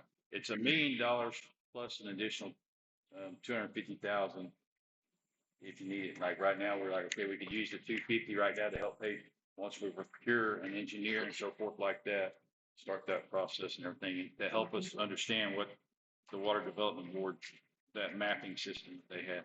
It's $1 million, and if we need the additional 250, they have to approve it. The Texas Water Development Board has to approve it. So in front of you, you have a project planning narrative. This is one of the assignments that we're required to submit. It is basically, this is what we're going to do. This is what we think it's going to cost, and this is the breakdown of the different milestones between now and August of 2027. We had a meeting with Manuel, also with Texas Water Development Board. We have to implement construction complete by August of 2027. He did say that they're going to go back to the next legislative session and try to get an extension on that deadline, but that's a hard deadline for now. So we can request 25% of task 1 and 2. So task 1 being project management, 50,000, and task 2, initial project activities, the engineering, and the plan developer that we would like to present to you. So that is $61,250 that we would like to request. We are the first counties to submit this. He said we're going to be our guinea pigs, so that happens to us a lot. So we multi-purpose, is that right? In other words, flooding. No, No. That means for stormwater. no, not what everything we wrestled with right now. No. And I'm like, okay, but like, it would be, this will be a tone when you hear it. It just simply means, whatever the sequence may be, a flood watch or a flood warning, but it's strictly flood. There won't be any manual. I think that it continues to grow and change because this is, we talked to him this morning. He's like, I've got to go back to my team on this. We've got to discuss this. We haven't talked about blah, blah, blah. And so it's really something that the legislature just threw at them, and they have been scrambling to try to get this put together. And so they're figuring it out as they go and making adjustments. And I think that'll be something that also gets adjusted. The reason I ask is we did discuss, the need for warning devices. And that was if we would weather them. And I just didn't know if we would be able to push them on Right. No, okay. Early on, our answer is no. But that could change. We keep asking now, like, okay, we have a kind of a system in place. Would this replace those to get them modern and update? Part of this, the Senate and the legislature was there has to be measuring devices.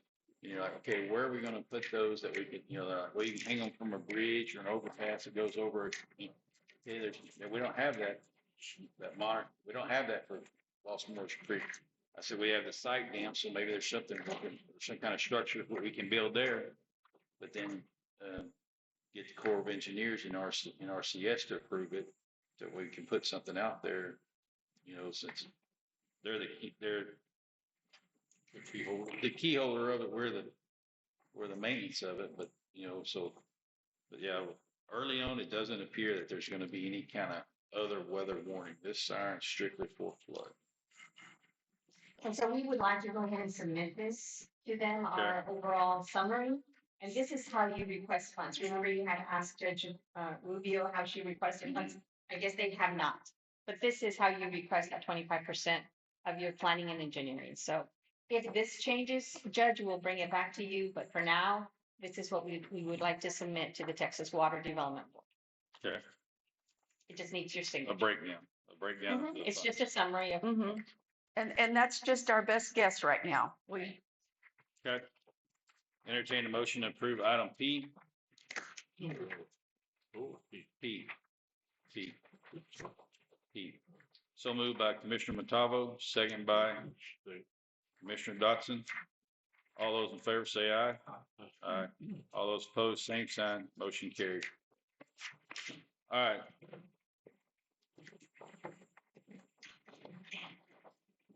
Then, executive session to approve the minutes. No, Oh, you got some more updates? The plan development, I think it's the Okay. last.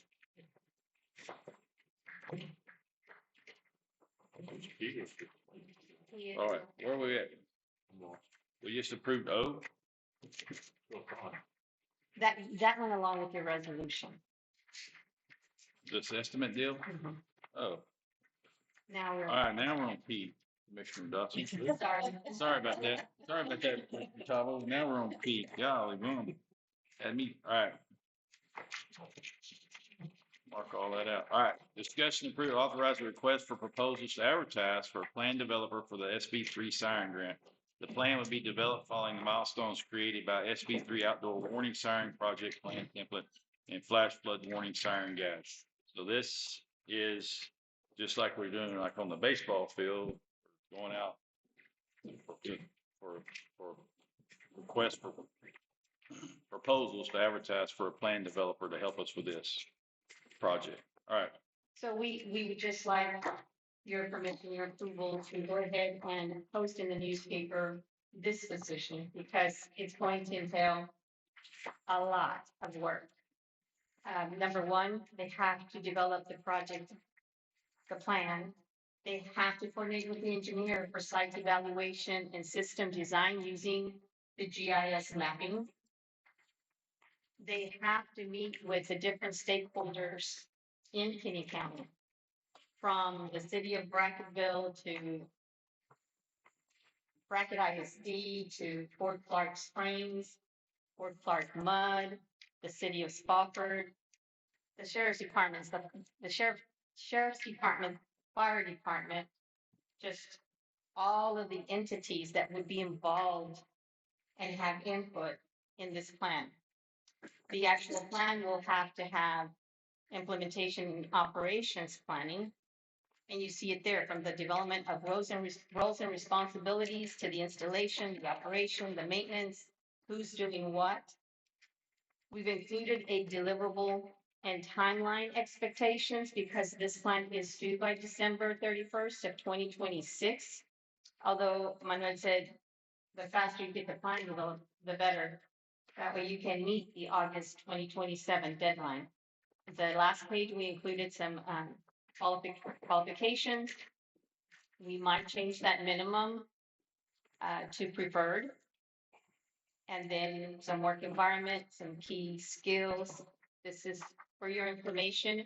Once we post this job in the newspaper, then they can contact the judge's office and receive a copy of the responsibilities, the job description. So, go ahead. I'm good. So we were just wondering, would you like for us to post it, if approved, to post it as applications due or qualifications? Ms. Becky, do we have an application for a job with the county? Okay, so maybe it's just an application Okay. instead of qualification. Your thoughts? And it would be just for this project. It wouldn't Just be, for it's this not, project. it's not a benefits. There's nothing associated with it. No. It's just, Just it's to just, develop the plan. so we're actually looking for a qualified person Yes. to fill this role. Mhm. Okay. And Texas Water Development Board, am I right, Russell? I think you leave it as an RFQ You want it as an RFP? because then they can kind of list Their qualifications, how they- yeah. Maybe some Just submit a hazmat emergency resume. stuff, Okay. you know, some things that they've done, you know, I mean, it may be their full-time deal or whatever, but something that like, here's what we've done as a company, or here's how we feel like we're qualified. Well, I think that would be a qualification Okay. there too. We'll do that. Just submit a detailed resume or whatever Yes. of your qualifications. Perfect. And we are looking forward to having qualifications from the engineer, and engineering group as well Yes. in the April next. 10th. April 10th for both Mhm. the plan developer and the engineer. And those two will be working together a lot. Yes. That's going to be key, is them working together to get the plan done and all the site coordination that needs to be done. Okay. All right, so motion to approve item P. So moved. Thank you, Commissioner Dotson. Thank you, Commissioner Chavo. All those in favor say aye. Aye. All those opposed, same sign. All right, And we did receive approval from Texas Water Development Board on a plan developer. They Oh, said okay. Definitely, that is an allowable expense using the funds. okay, good. So Yeah, we did They call help and ask that. coordinate all that. Mhm. Okay, thank you, ladies. thank you. All right, executive sessions, and then item 5 is approve the previous minutes, March 29th, regular meeting.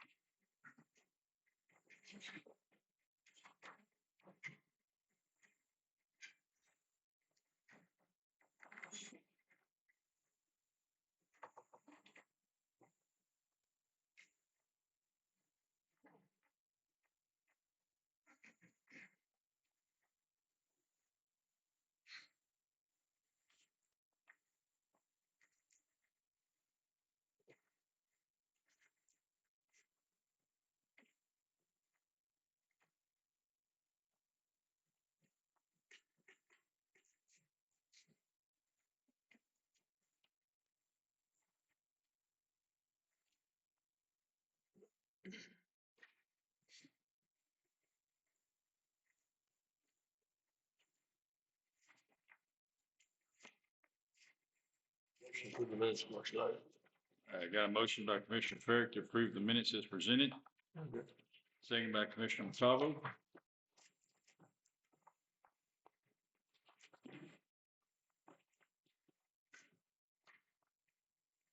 Any further comments or corrections anybody noticing?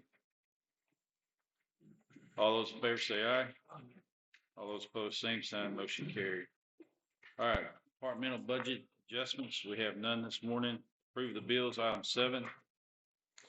Detention center, we have none.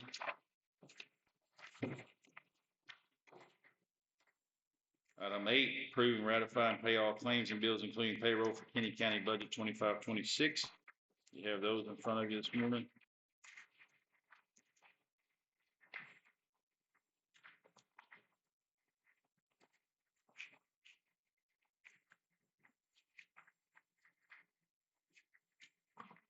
building,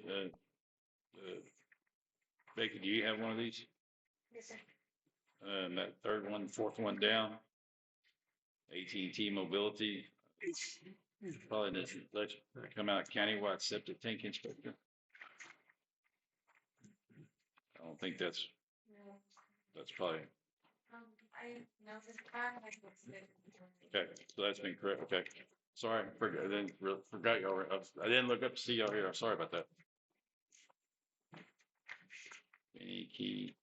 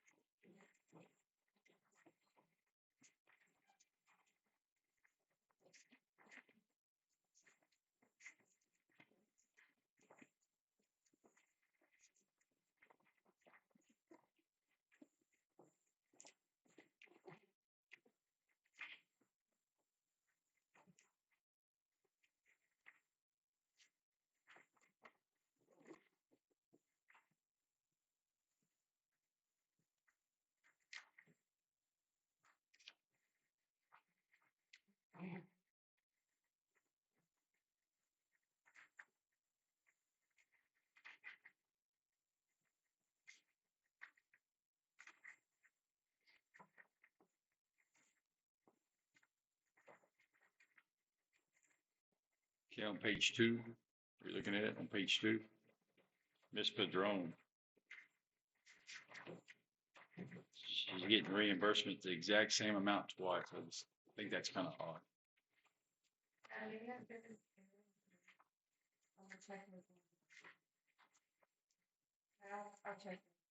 I mean, for it to be exactly the same, I just thought that was kind of odd, the same date, so, There is just one, but it might be this.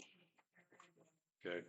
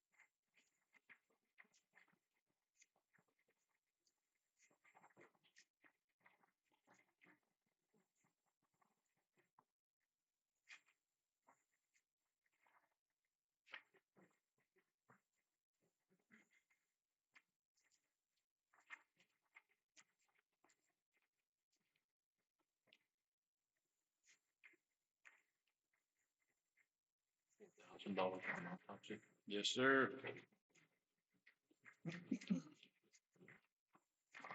They've gone up twice since I've been in office. Travis County does them for us, but they've gone, since I've been in office, the autopsies have gone up twice.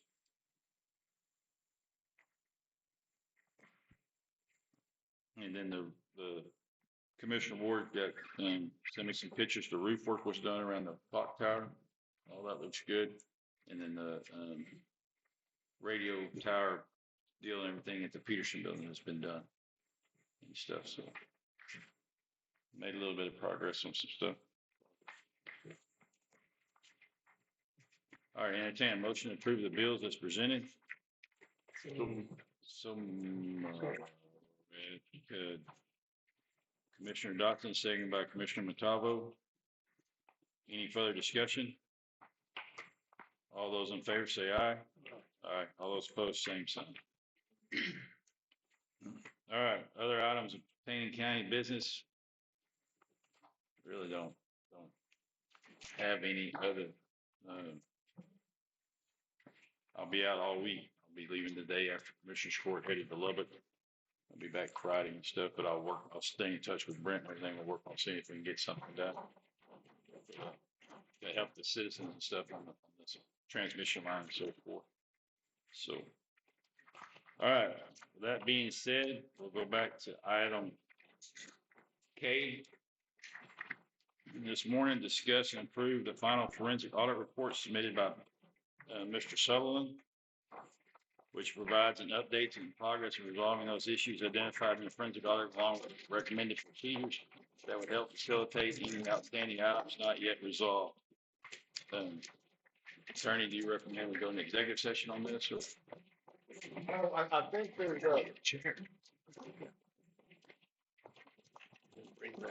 either before or after, but I think there's some questions that need to be addressed publicly from Mr. Sutherland himself. So we can go into executive session, come out and then address them, or address them now, and then go to executive session to discuss. Yeah.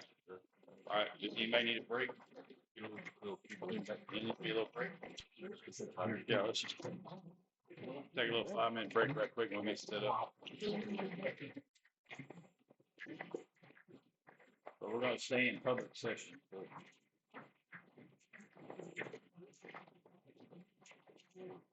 We have a brief.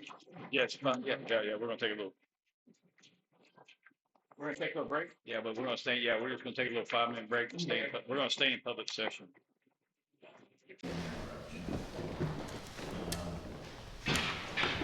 As I understand, y'all asked me to come back and look at my previous report, my findings, to see if,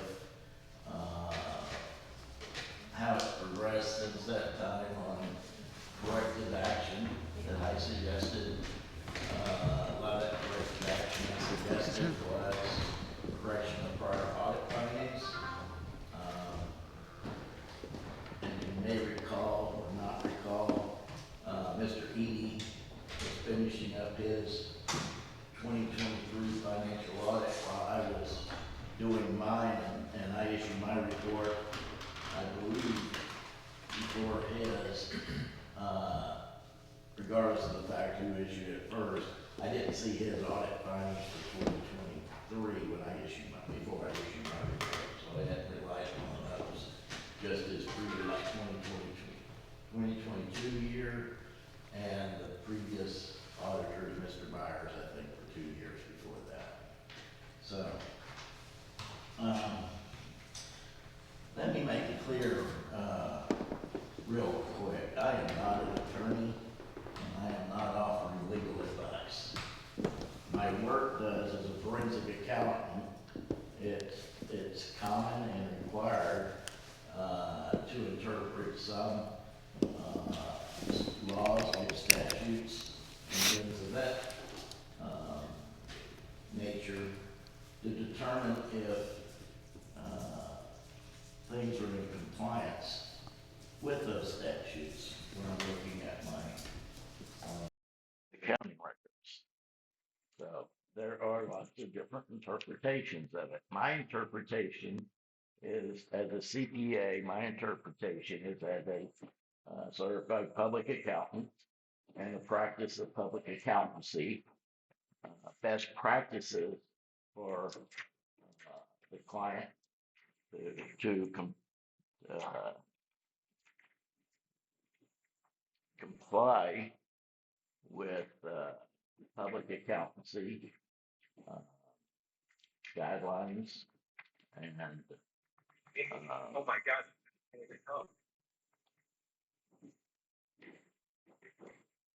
How long have you been a CPA? I've been a CPA since 1983.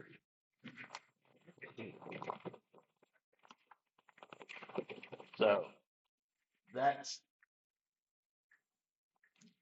what forensic accounting is basically in the old, and when it first started out and what I got into it for, it is someone that has extensive accounting expertise and a law enforcement background that helps interpret legal situations or legal statutes, which as an FBI agent for 12 years, I get on a daily basis and looking at legal statutes to identify fraud and people that had violated those statutes. So, again, just for the record, I am not an attorney. I'm not giving legal advice, even though some people think I am here. That is not my intent and not what I've done. So, if we go back to the original report, and I'm going to jump around in this current report, but if you go to page 13, the county sheriff's office was why you originally hired me. The abandonment fund. What created the abandonment fund? What was it used for? What do we got out of it? We came up with about it still had a balance of around $630,000 at the time I issued that report on November 1st, 2024.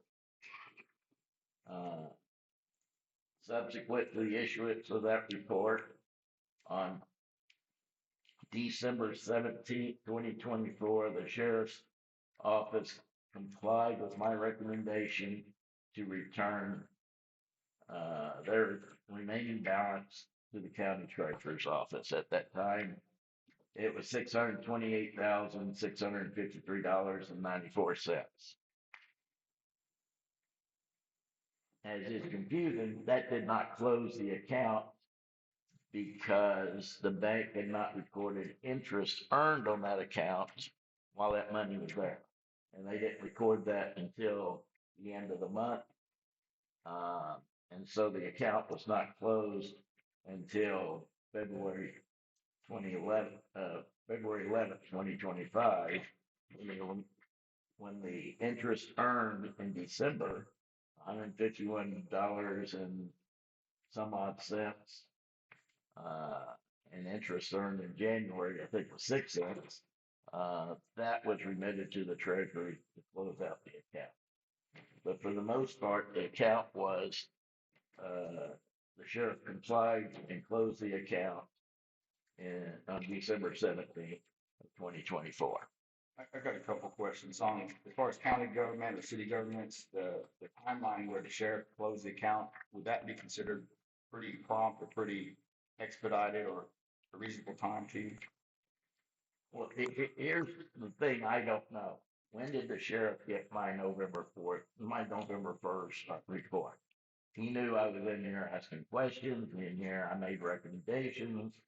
I don't know when he got my report. So it wouldn't be as timely as I would hope it had been if he knew about it on November 1st, but I don't have any evidence that he didn't know about it December 1st. In your findings, did you find any fraud or theft occurred?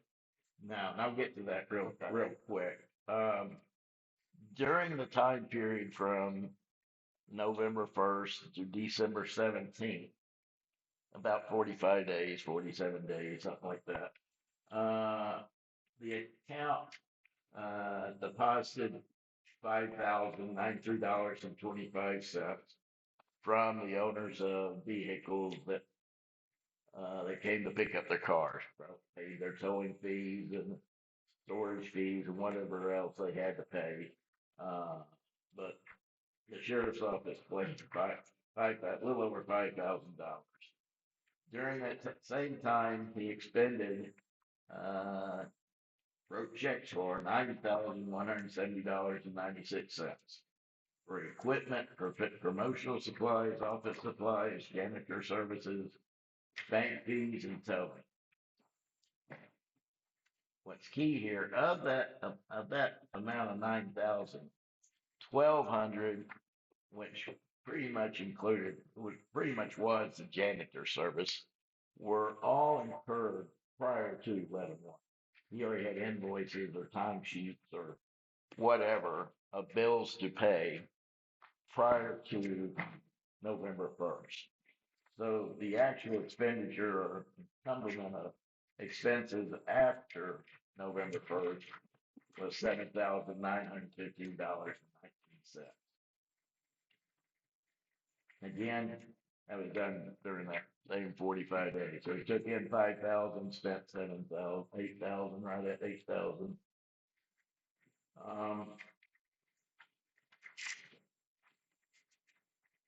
Coming back to Brett's question, the transactions were all about the same as what had happened during the time he had the account for the 2 or 3 years. Prior to that, there was nothing unusual in any expenditures, their office supplies, again, your bank fees, your towing fees on the cars that he was getting paid for. I couldn't find, I would not have an opinion that any fraud occurred here at all. Did you go into answer about the checks written to the sheriff personally?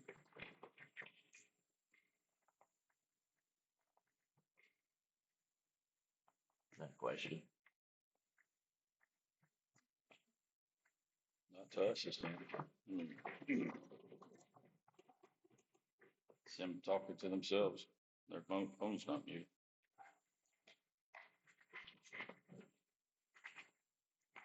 Like an answer. Yeah. There were no checks written to the sheriff during this time period.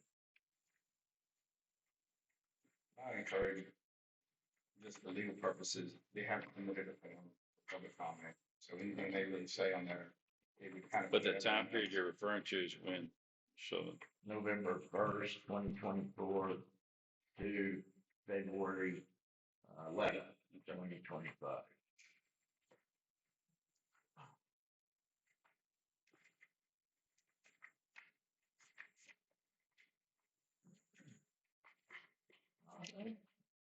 My next biggest finding in my current report was that there was not a reconciliation of funds in the county district clerk's office. That had been something that had been written up on numerous audit reports from your external auditors. I emphasize that that would be my number one thing to ensure would happen. When I got here, I went and interviewed Mr. Alvarado, and he said that that had been, they were working on that, but that all of the critical funds, the pipeline fund and the probate funds had all been dispersed. And they no longer had any money to account for in those funds. I said, okay. I left.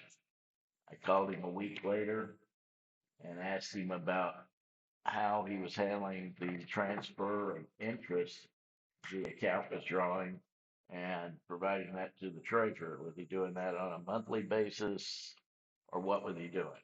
It should be done monthly. And he said, well, he was happy he hadn't done it because he just made a disbursement on the pipeline fund of $1 million, and it was required to include a $5,000 interest on those monies to be paid out to the recipient. So I asked him, how did you have this reconciled? You had no more money in there from pipeline if you just wrote $1,060,000 check to somebody.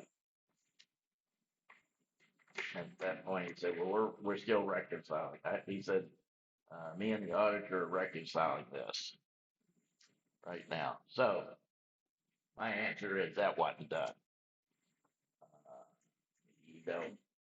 I don't think the district clerk has any idea what the funds are in there, whether they're county funds or fiduciary funds, where the interest is supposed to be, who the interest belongs to, whether it belongs to the fiduciary funds, whether it belongs to the county, which if it belongs to the county should be transferred at least on a monthly basis to the treasurer's office. For that.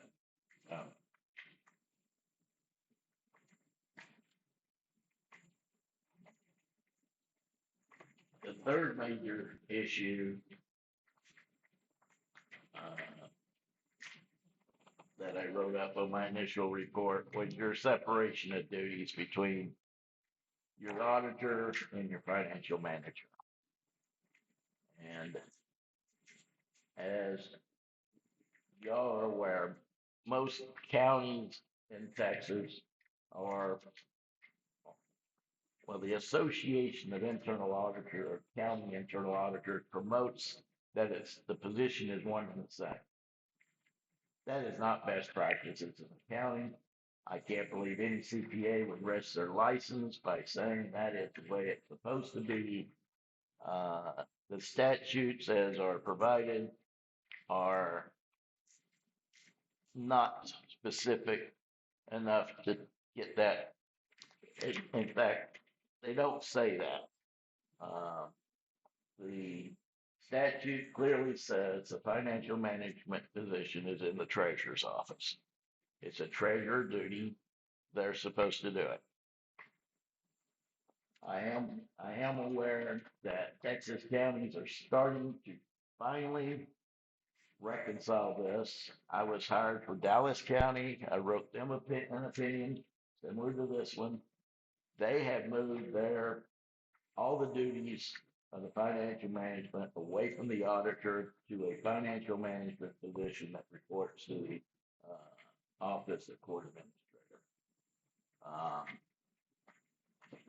Subsequent to that, I have found that my own county I live in, Collin County, did the same thing.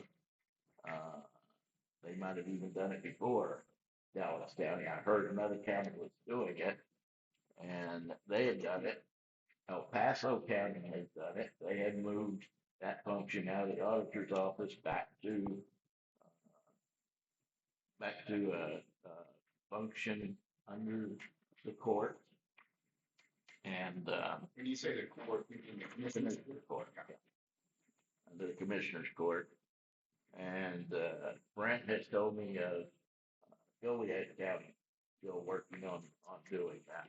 I'm sure I'm not positive. I would assume, rightfully so, that since Dallas County did it and Collin County has been trying to get legislation filed to clear up that situation, that more counties, in fact, I know another county that's fighting it, Washington on the Brazos, Spring over there. Trying to correct that. Let me tell you why. It's pretty simple from an accounting standpoint. If your auditor here is your financial manager, she asserts that she works for nobody. She doesn't work for the district judge. She doesn't work for the commissioner's court. She works for herself. She has no supervision. She is independent. There is no business that I know of in the United States that says your chief financial officer is independent from your board or from the CEO, anything like that. The person doing the financial management has to be a part of the county, an employee of the county, and come here and participate in these proceedings. Period. I heard two things y'all had discussions on this morning alone. It should have had a financial manager sitting here saying this is the best way we could do that. Y'all might not wanted their input, but you probably, if you had a true financial manager that was reporting to the county, you would probably be asking them instead of, in my opinion, probably.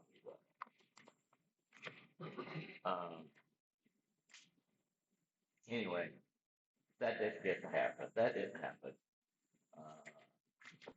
I think the Commissioners Court can take that action.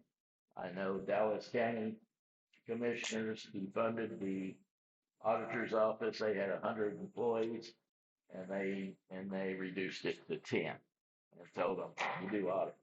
That's all you do. You do audit. You're an auditor. You're independent. You go out and do audit. That's what an auditor does. An auditor cannot do the financial management and then audit oneself. Can't do it. The office in Dallas County, if you happen to know it, do they also help with the budget, the county budget? They had their own budget department. They hired a CPA to come in and be their financial manager to report to the Office of County Administration. Well, I noticed in El Paso, their office has, it's like a financial management and a budget.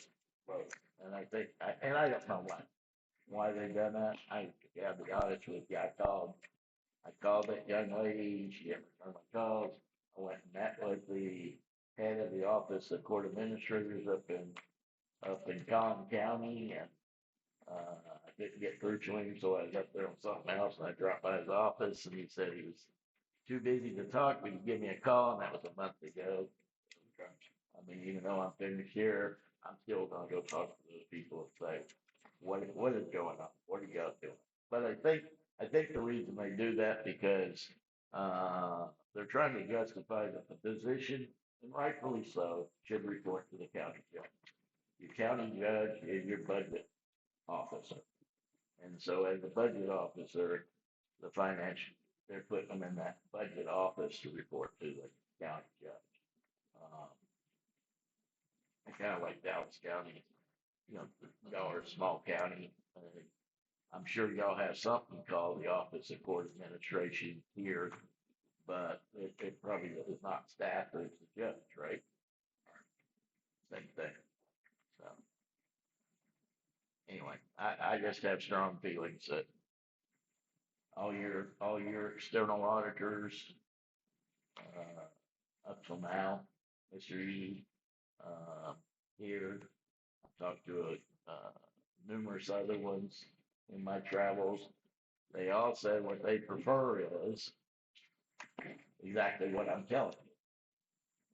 But their audit requirements don't require them to comment on that anymore. I think it's a flaw in there. Audits of counties for them not to be required to comment on it, because every one of them would comment. Dallas was being audited by Deloitte & Touche, by the head of the practice for the state of Texas, who I met with, and she was more into telling me we're not required to look at that. And I said, yeah, but if you were, what would you say? Well, since we don't look at it, we don't comment on it. Okay. And I'm sorry, I can't comment on why I was brought in there to Dallas. It was simple. It was not. It was in my line of work. It was a fraud issue. And it's the same way as we're looking at it here.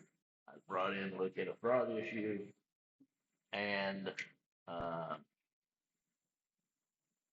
as most good administrators do, they say, can you comment on our structure, our internal control? Which I have always done when asked. Sometimes when I haven't been asked, in the engagements that I am hired to do, I will comment on internal controls, because that's the best benefit I'm giving you. Going and put somebody in jail, or going and telling you somebody needs to be fired, that's the day thing. The internal controls are what keeps you from having problems in the future. And I think that's very important. I think that's why it's the most important thing.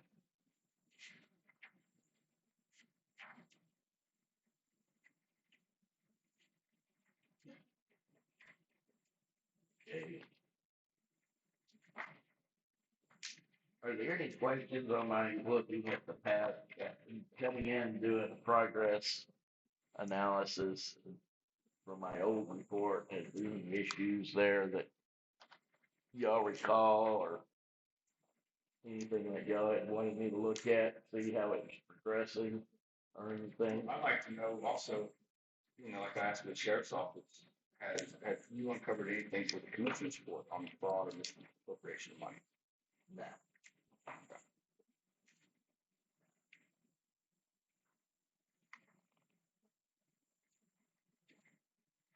And I will say this, my investigation here during this time, what I understand is those allegations as fraud by the sheriff's department and the commissioner's court has to do with my initial report of the sheriff's office.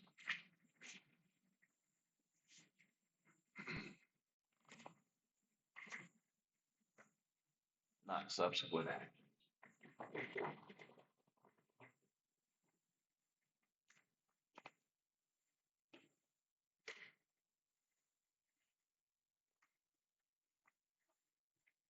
To your knowledge, once the court accepts this report and we file it with the clerk's office, it becomes public.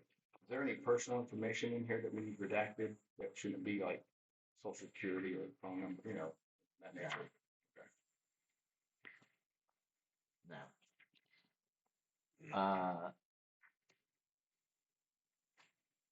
Passed along to me or discussed with the judge and Brett, one of the things that I was asked to look at is the delinquency on your current, I shouldn't say current, on your 2024 external audit.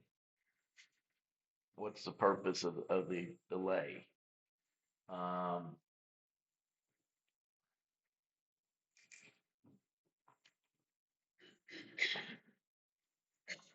The purpose of the delay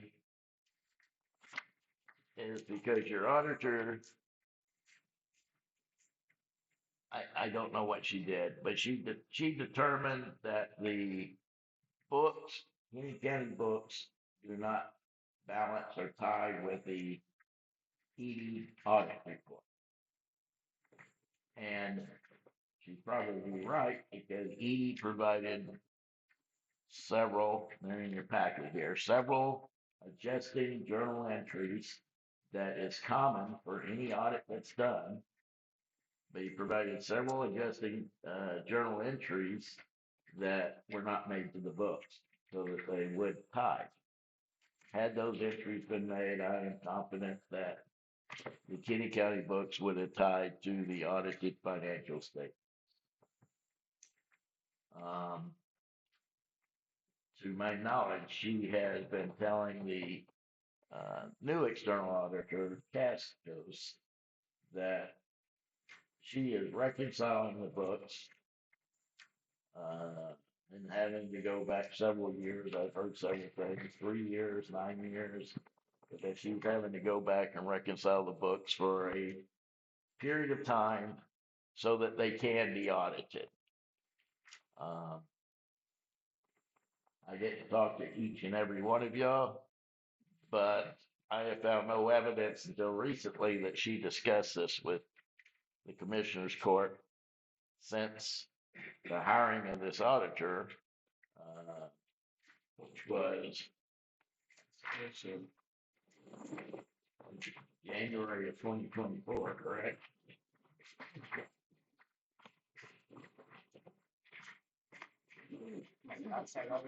Yeah, Mr. Cascos was hired on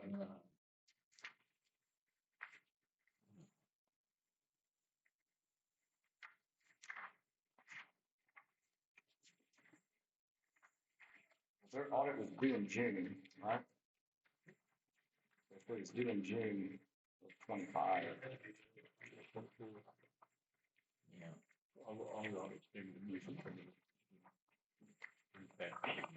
Pasco was not hired until spring of 25.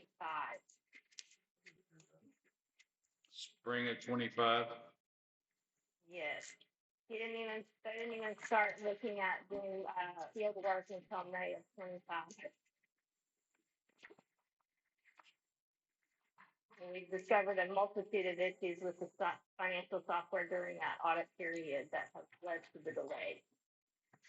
Some of which was lack of completing the adjusting journal entries by the prior auditor for multitude of years. Books did not balance, did not roll forward. And the prior audit by preparation done by Mr. Eve, which he should have been auditing, not preparing, also did not tie to anything in the county's financial system. Where those numbers came from is a mystery.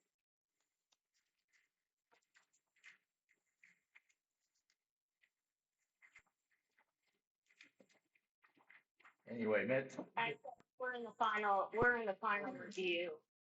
To be issued today. the engagement letter with Mr. Casco, or with Cascos and Associates was signed on 2/11/2025 by both you and the judge. February, so 14 months ago, just about 13 months ago.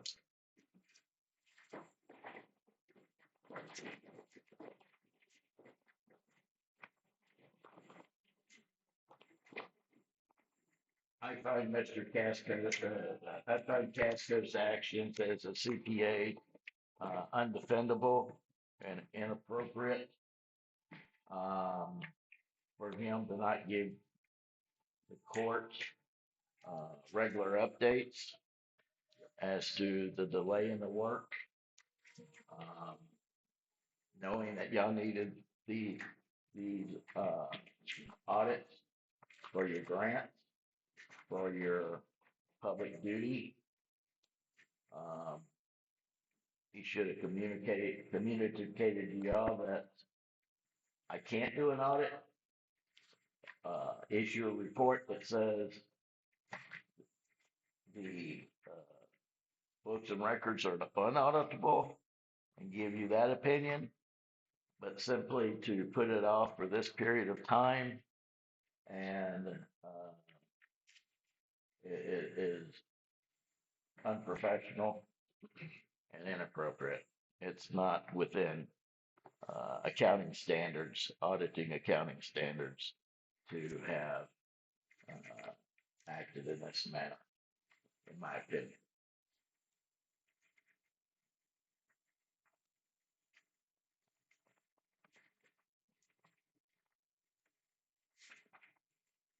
I will point out that the court only approved the judge to retain Cascos. Therefore, all contact should have been between the judge and Mr. Cascos in this matter. As far as I know, I don't see any minutes that designated anyone else as a spokesman or contact for the county to represent the county in this matter.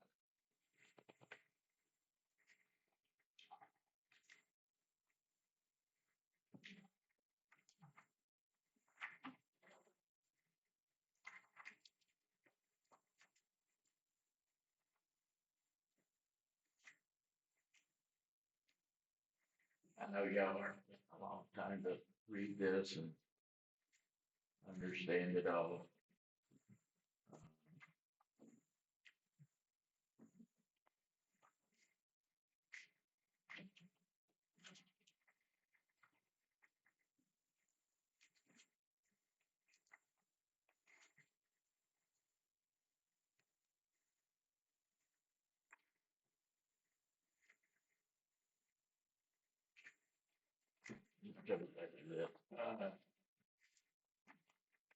I've asked whether you could continue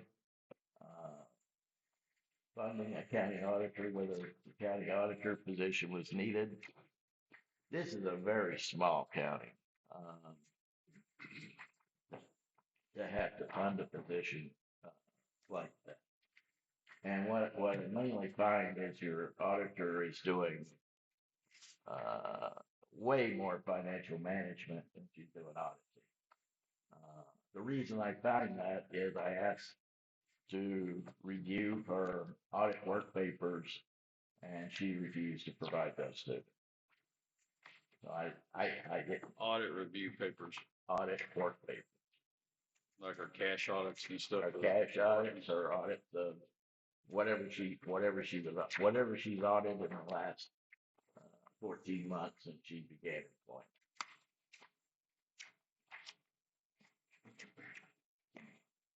You have to have work papers to do audit. Is that kind of like showing your work, like basically like how the conclusions were made? Or is that what we described? Well, that's, you have to, that's one way of putting it, to show how your conclusions were made, but basically to show that you did an audit process. To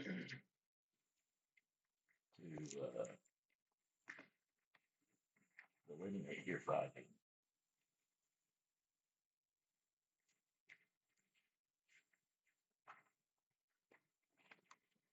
Well, that concludes overall. I mean, we can go in executive session with other questions or concerns. Judge, whatever you want to do. You want to talk in executive session? I got a question here on the bottom of 7, page 7. Okay. That last thing I found in Mr. Vera, what, you don't happen to know what paper she signed apparently on behalf of the county there? She signed the contract with Contract with Cascos. him? Yeah.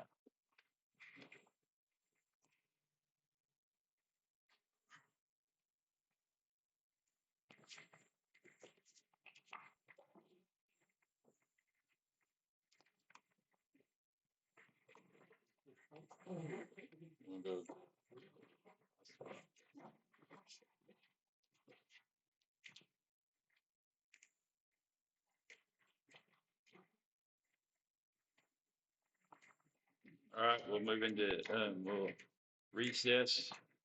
You can go into executive session to discuss item K and legal counsel. We'll call it 12:05.